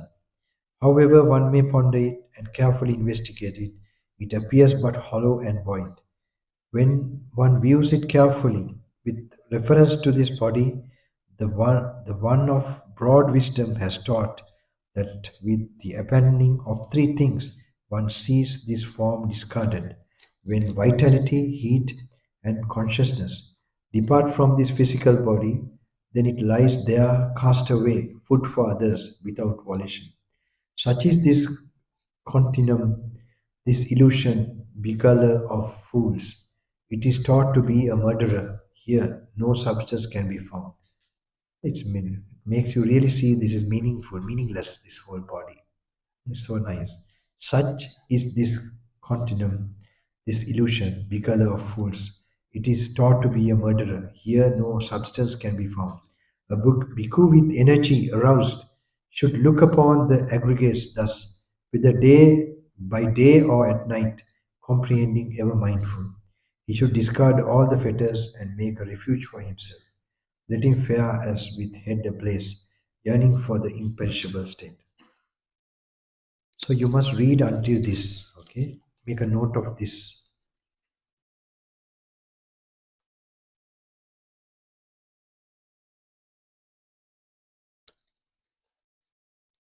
Page 119. You must read. Tomorrow night you have. I'm not going to keep you more because today already I started early and maybe more than 4 hours. Is it? More than, it's quite long. Okay, normally 3 hours is maximum. So going like a marathon with Bante. So um, you have to read up till there. Tomorrow afternoon, you find now, you see your speed of reading and contemplating. If you find you are not going to make it, you know the amount of thing you have to read, then read fast, okay? Just read fast. And um, you can walk and read or just keep reading while you're seated. But by lunchtime tomorrow, try to finish, okay? You can do it early morning also when you get up, when you're practicing. You can do other practices I have told. Actually, in the English recording in Sri Lanka, uh, the morning session I have also made for like, I don't know, some people would have done it, like, going full prostration. If you don't have, these are some small techniques. If you find something continuously bothering you, your life, on your spiritual path and all that, I have seen this work. Like for 20 minutes, you do what is called Danda Namaskar in, like the full length prostration and just relaxing your head on the floor and, thinking of the great master as if his feet are in front of you and actually placing your situation to him, thinking his sasana, his parami is still working, his name is still there, Samma Sambuddha. So just reminding that and thinking of his infinite compassion and his infinite power, and just place your thing just for like 10 minutes, 20 minutes. You can stay like that. If nothing works, it I've shown, like if you have, I don't see in this group this kind of thing, that you might feel embarrassed also to do that. Not used to this kind of prostration. In the recording it comes, no need, okay. But other things you can practice, the analyzing and compassion in the early morning. But if you find you're sleepy and like it's not working, read, go through that. You cover this. That's the main thing. You can take a torch and use the torch and keep reading, and you can do that. Okay.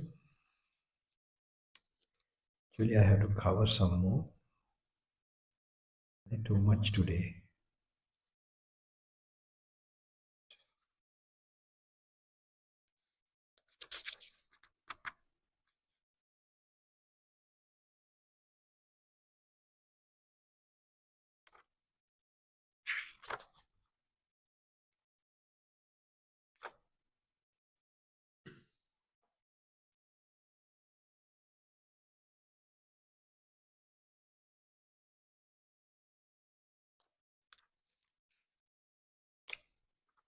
I have a little bit to cover.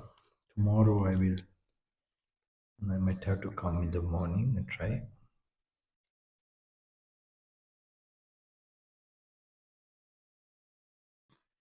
I'm sorry you feel too much today. 124. Savati. Because the samsara is without discoverable beginning, the first point is not discerned of being roaming and wandering unhindered by ignorance and fettered by craving. There comes a time because when the great ocean dries up and evaporates and no longer exists, but still I say there is no making an end of suffering for those beings roaming and wandering unhindered by ignorance and fettered by craving.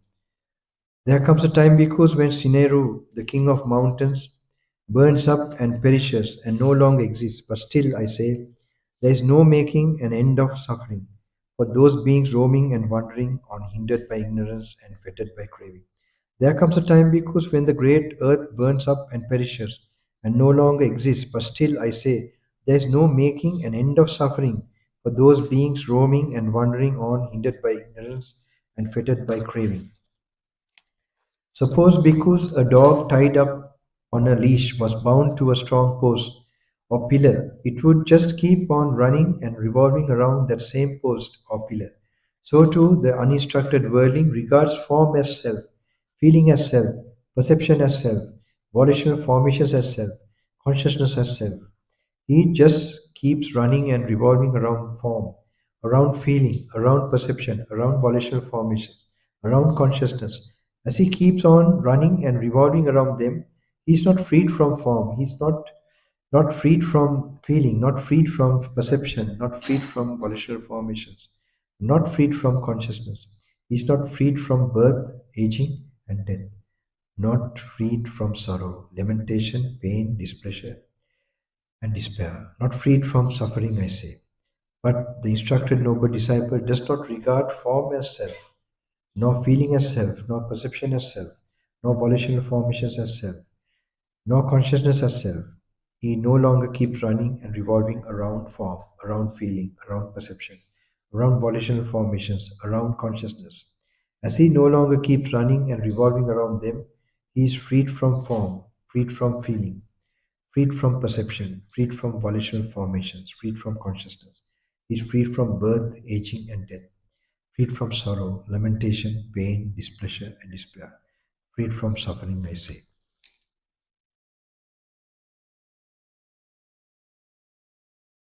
151, wrong view. At Savasti, because when what exists by clinging to what, by adhering to what, does wrong view arises. Venerable Sir, our teachings are rooted in the Blessed One. When there is form, because by clinging to form, by adhering to form, wrong view arises. When there is feeling, perception, volitional formations, consciousness, by clinging to consciousness, by adhering to consciousness, wrong view arises. What do you think, bhikkhus? Is form, feeling, perception, consciousness permanent or impermanent? Now it's interesting. This wrong view will always arise with relation to body, feeling, perception and cling to it, because it's body, feeling, perception makes you cling always. So this connection you must contemplate. Okay, what do you think? Because is form, feeling, perception, consciousness permanent or impermanent? Impermanent, Venerable Sir. But without clinging to what is, now look, very interesting the way the question is put. But without clinging to what is impermanent, suffering and subject to change, could wrong view arise? The simple way of putting the question is very important for your mind to get used to. No, Venerable Sir. Seeing thus understood, there is no more for the state of being. The next one also. So, because when the what exists by clinging to what, by adhering to what, does identity view arise? Venerable Sir, our teachings are rooted in the Blessed One. When there is form, because by clinging to form, by adhering to form, identity view arises. When there is feeling, perception, volitional formations, consciousness, by clinging to consciousness, by adhering to consciousness, identity view arises. View of self, the next one also. Because when what exists by clinging to what, by adhering to what, does view of self arise? Venerable Sir, our teachings are rooted in the Blessed One. When there is form, because by clinging to form, by adhering to form, view of self arises. When there is feeling, perception, volitional formations, consciousness, by clinging to consciousness, by adhering to consciousness, view of self arises.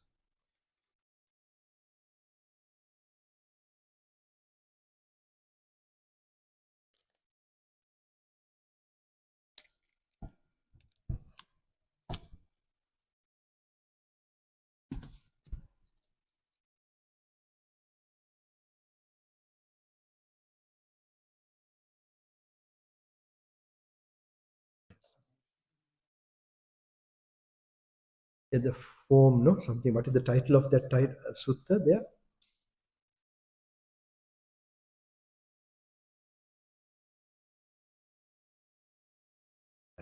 That one. Yeah. Yes, yes.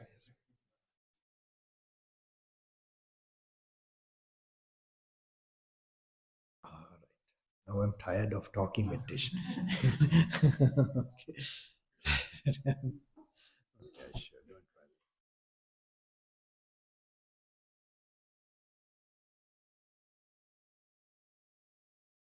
Yes, the one, the page reference is, the page is 119, no? Some 119 today. Yeah, 119 page number.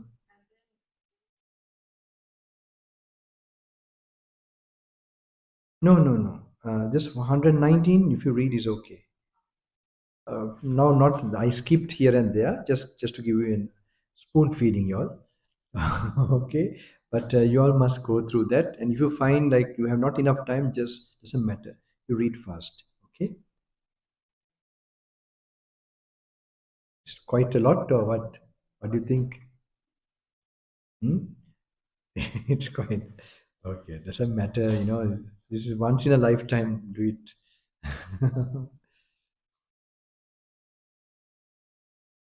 Yeah, I'm going to show the walking meditation right now. This lady reminded me. It's actually walking meditation. We are normally, it should be always, but to get an idea, to get a training, we must do it like this. It should be a continuous thing finally. And so this, what I'm saying is, when I used to take my teacher to his kuti from dining hall, uh, he used to remind us walking meditation. So it was a great time for me, and I used to really enjoy going with him, holding his hand from this side, and with his stick he going, and then he used to teach me. That was a special time. When I remember. So it was like going in a tunnel, you because these are objects of meditation, and this book, this should be not that order. Now, what you're reading, the meaning, you should think about it in your walking meditation. That's it. So he has taken some parts from the Pali. The thing is to tell it in Pali, and later he to tell me in English. So, and then they are to be contemplated. Okay, that's how he said. Those are the objects to experience nibbana. How he used to tell me. So this is how in the olden times Buddha told his instructions, and then they went to a silent place and they saw it. But Buddha gave a specific instruction. That's the thing. He knew the person. That was his power, and they made sure they saw. They got the eye of wisdom or arahantship.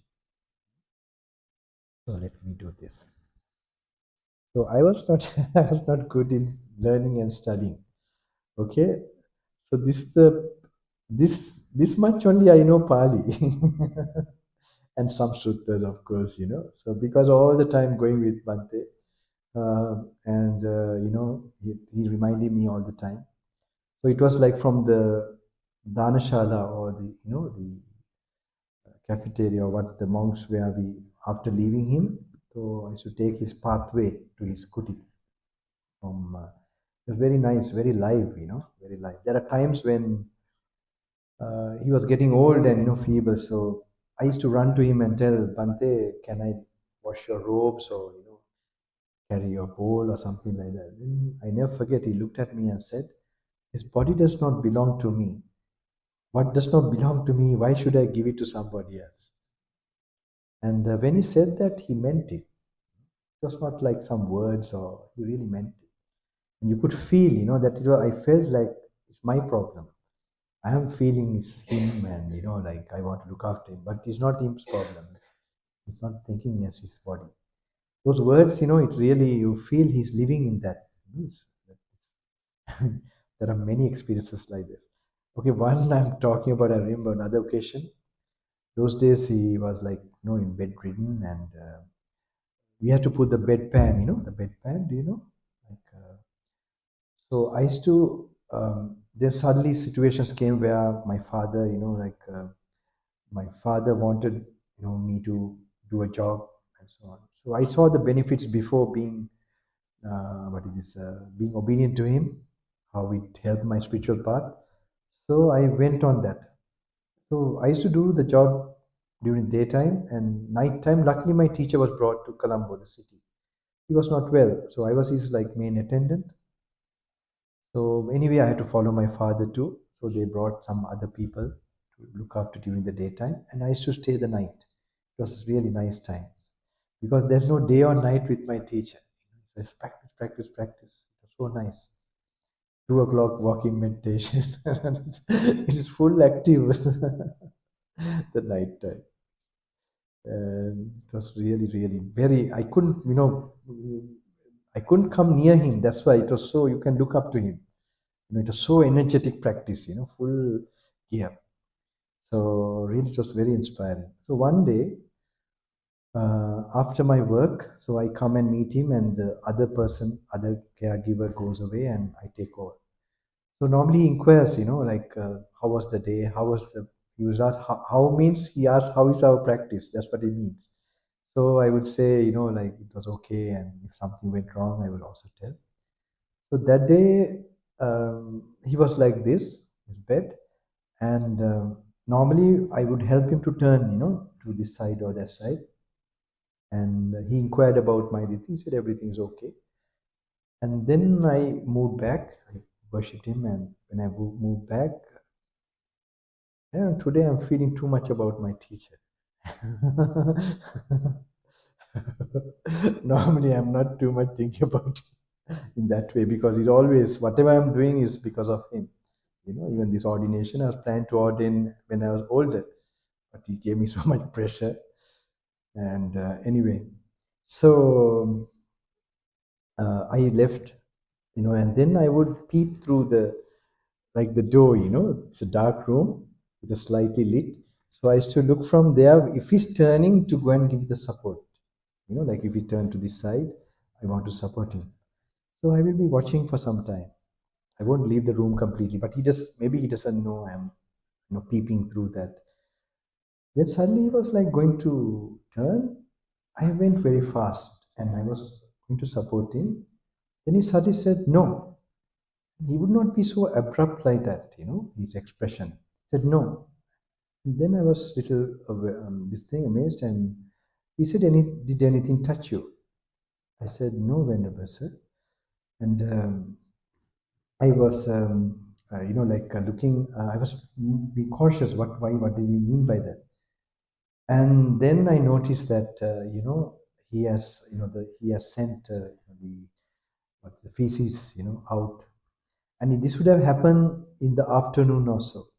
He just continued for sure, and he just stayed with that condition.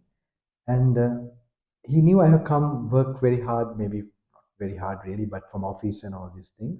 And he didn't want to trouble me. He was waiting to stay for the next morning until the next, because he will never ask for nothing, anything, even for water. I would have to ask. It's okay like this. He would never ask. I want water. All these years I have attended on him. So then he knew I realized that. Then immediately what he said was, whether it's inside or outside, there's no difference.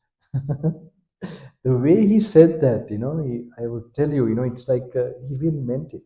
Like he's looking for his body from like outside, and whether it's inside or outside, it's not no difference. And then he knew I was shocked. They said, okay, okay, and I quickly. It was a very learning experience. This gone deep into this. Simply that sutta. If you really become that knowledge, to see somebody living like that is amazing in this day and age. So many occasions, so many experience. I mean, just when I was telling you all. So now you all should take rest, have your gilampasa, and also try to, you have to cover a lot also. So if you're not sleepy, continue to. And if you know you can just prolong more time, keep reading. Right? Still daylight so nice. Maybe I also get a chance to put a walk. I don't know. This down area. And good luck. Okay. And I'm sure I can feel you will already, by simply reading even these 4 hours, 3 hours, it will make an impact. It will, like, I know some people who have gone for 10-day retreats a lot. A Chinese gentleman who's a strong devotee of mine. So he happened to come for Sri Lanka now for the retreat. And he has been a Vipassana, many years. He has gone so many times for the course, 10-day course, then volunteer course and 30-day course. And then he used to have some experience. So he was there for the 5-day program here. And he had to do this reading thing, because they have that observing the feeling and sort of kind of a different practice of feelings. And there's a technique also. It's not like too much reading, no talking, these things are there. So he found that there is something called like a tingling feeling you get. This is called normally for meditators, they get this. Just supportive, I call it an energy field that gets awakened in a person who keeps his mind in the present moment, and it comes to that level. It's called Dhatu Guna in Sri Lanka, Dhatu Guna. So that tingling like a energy field begin to come in some people. So this is another way I know what it is. It's a kind of a helpful thing anyway. It happens to come in the 9th day, he used to tell me. So there's a lot of preparatory, like preparing, preliminary practices they do, like watching the breath first. Have you anyone taken part in the Vipassana? No, huh? Okay. You have it. You know about it, right? You have first little bit anapana, right? And then you sweep through the feelings or something like that, right? Can remember? Long time you've forgotten that. Okay, doesn't matter. So this person continuously does these programs, and he found that like towards the 8th day, 9th day, he get that energy field coming. So he found like in this program, I'm trying to like promote my program. Okay, so sorry for that. So 5 days, he told me after second day or third day, like he was reading and suddenly went to that focusing on the the feelings. Suddenly he felt that like a blast of more strong experience of that, the tingling energy feel like. And it was lasting. He thought it will go in few minutes, it was there for like hours, he said. So maybe this have some effect. I don't know. um, whatever I heard from them. But I have a belief with when you're reading so much of the Buddha's original, you're coming in contact too much with the Buddha, then definitely something very positive is happening to your internal structure. This I feel, and what I got encouragement from India, those people also, what they told me. So good luck. Tomorrow is there. You will have to, and day after tomorrow. So tomorrow lunchtime or little afternoon, you see how you can go. You might have to complete that. This is the main thing you have to really do. This reading, this part. It's called the Kandas, the 5 Kandas. Then there's a complete change, a shift, and that will have a different effect. It'll be good. So good luck to all of you, and wish you all strength and blessings. Going to the second retreat. I hope it will not make you tired. Don't think too much. Relax. Just take whatever it's like. Now you were there for the full 5 day,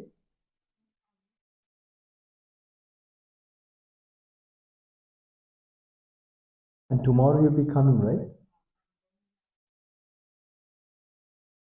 Oh, okay, okay, okay. Because I thought if anyone is staying the second time, then they don't need to go like this reading a lot. They must do the slowly contemplating. They can do that. But no, you are trying to catch up with the days you lost. No, many are doing like that. Of course, I know it's difficult for you to make time. Maybe because of that, you did it like that. That's okay.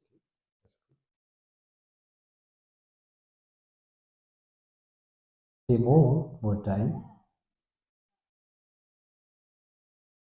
Waiting for. Oh, yeah, okay. You must be grateful. Thank you that they allow you to come like this also. So that's okay. That's fine. I think. In the Sinhalese one, you read the complete thing, no? That's okay. I think you got a lot of good points. I think you have been practicing also and trying all this. So I think you have got some idea of how this will help you. Mm.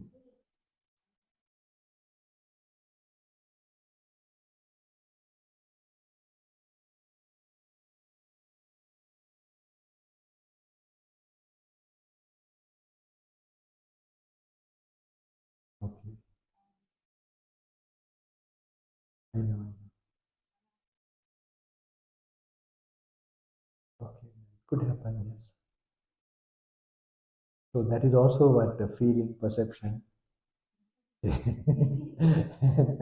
came, it goes, and but yeah, it could happen because in this retreat, this time or some days back, these few days, or it could happen because it could attract certain positive energies because you accumulate a lot of good karma, and they will also come to get merits and so on.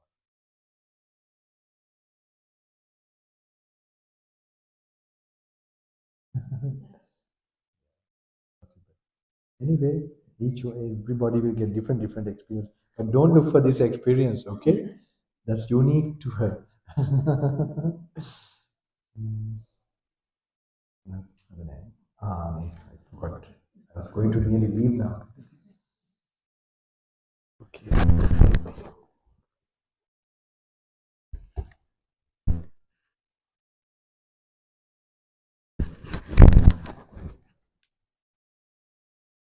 So mm,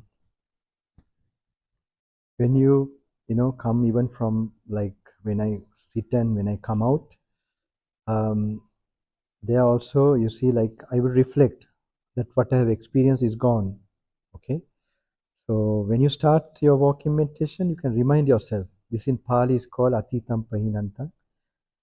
The past is gone, the future has not come, and Pachupanne Dhammesu Tata Tata Vipassati. What you are immediately experiencing, you're trying to be aware. You can just be aware of the carpet and so on. Okay. Just not overthinking of things. Just relax. And you can think from top to bottom. This is my teacher's, okay? How he used to explain. Kayam Kayang Ananta Adino Avaso Sabbaroga Rukshamulo.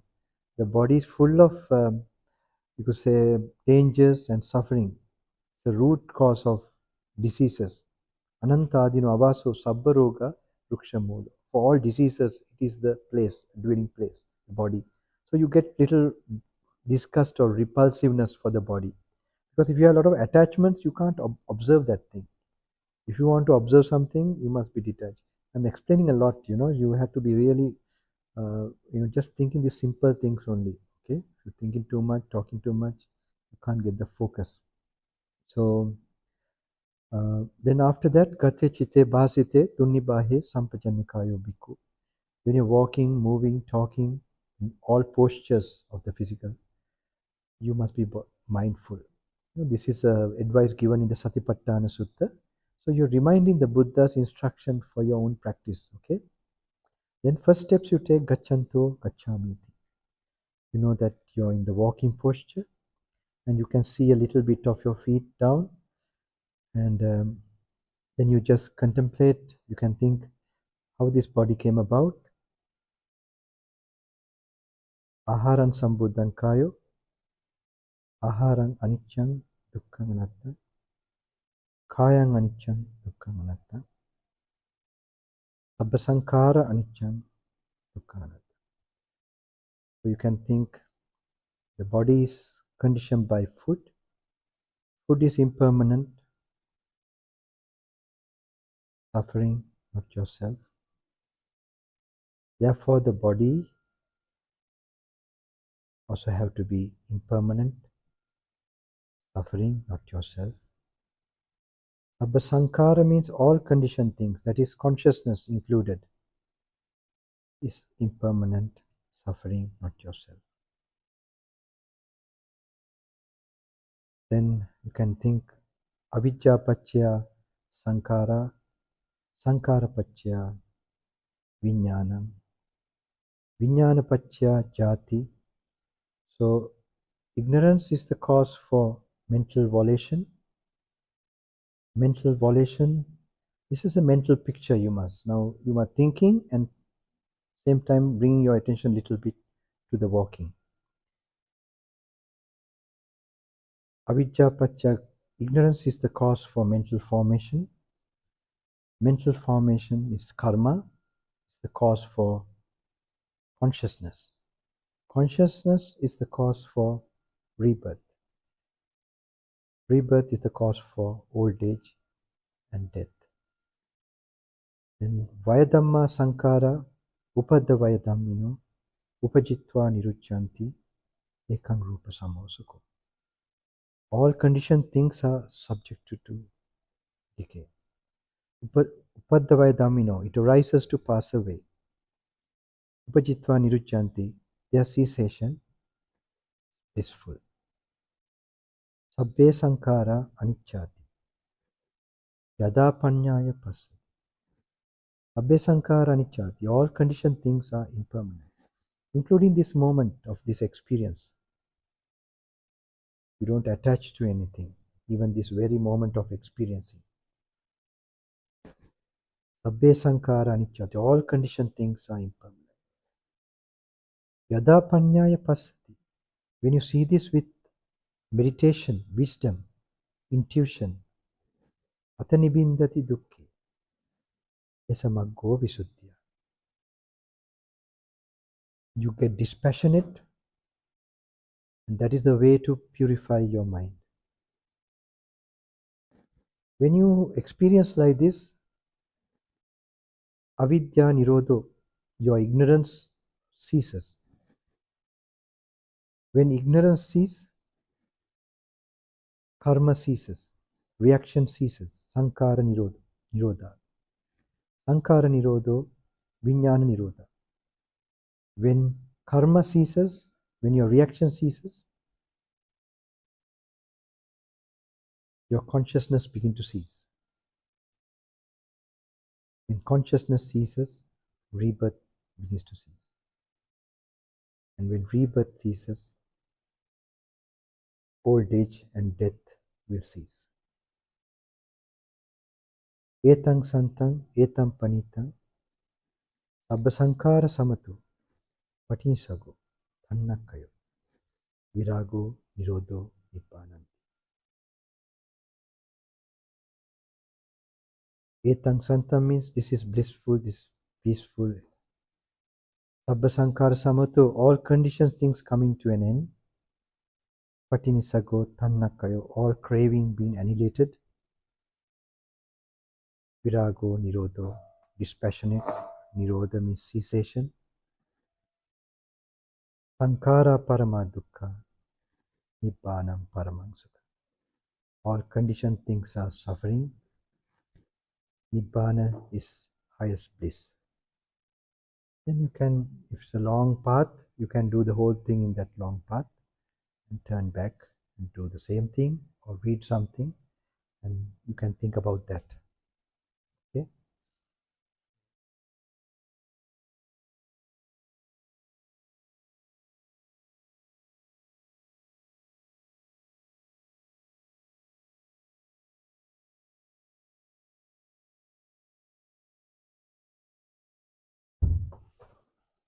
So this how you can do. You can relaxingly walk, and you have to mix that thinking of the Dhamma and bringing the attention to the present moment. This you have to get a balance of it. Yeah. This. Are you familiar like that? Do you do like that? Is it little new? If you have never done, it's good, easy for you to master it. If you've done something else, it's difficult to change it to this. So you can try this. Just read and then just whatever you understand. As a young boy at the age of 18, I didn't know all these things. I used to analyze, discuss, and just go for walks, daydreaming. Then suddenly some truths came to light. So it's just unexpected situation. But now you have the influence of the Buddha's ideas. So it's easy for you, something can happen. But now you have to like cover. You will notice like even your normal meditation will increase by simply reading because your merits will increase. Your kusala will increase in a very fast way. Hmm? Let's see. I mean, it's an experiment for me also to see in this retreat what happened to you all. But what I'm seeing all the time and what happened to me also, even how long you stay with metta or any other meditation, you will not have this much of, power or kusal. This is with wisdom. And even if you don't understand or a little bit go like that, it will have an effect on your internal being. So wish you good luck. Have a rest now. All this good karma that you have accumulated, may you transfer to your parents, your relations, and all beings. This gives me a lot of joy and happiness. I can feel that a lot of you have been on this path for a long time. And I feel very, very happy that I was able to come like this and do something like this. And I hope you all will be successful. It will give you all the strength. And soon as still you have strength in body and mind, I hope you all will master this completely. So you have no fear of this samsara, of any suffering, of old age, of parting with people you love, or meeting with people you don't like, that you will be at peace in any situation. May this be transferred to all the four protecting deities, Sadarvaram Devivant, and the Sakra King of Gods, and the Sahampati Brahmadi Virajan, and all the gods, Devatas, Ishivaru, Rishis, Munis, and all other Siddhas. May they get a share of these merits, and Gandharvas, Bhairavas, Nagin, Nagarajavarun, all the serpent deities, and who are to the nature, and all these even great angels and divine kings in the highest worlds, kingly beings, and all crores of devatas, brahmas. may they get these merits and protect this pratipatti or this practice, the path to Nibbana. May they protect it among human beings, that this will be carefully, that people will be liberated in this time and age also, that people with the chance, before they get too old or get misled, they will establish themselves in the Samma Sambuddha, especially in the practice, so that they will never fear or worry old age, sickness, death finally. And in this country too, who are not in this hall, all these people, may they receive these merits too. And all other countries too, they are all our relations, one time or the other. These considerate thoughts to all of them. All other animals and other beings, may they get a human birth, go on this path. And other higher divine beings too, may they come to a permanent state of peace. And any other births, occasions where Buddha performed, he accumulated so much parami, may that be a protection to you, to your practice, from all other unwholesome influences that keep you on this path.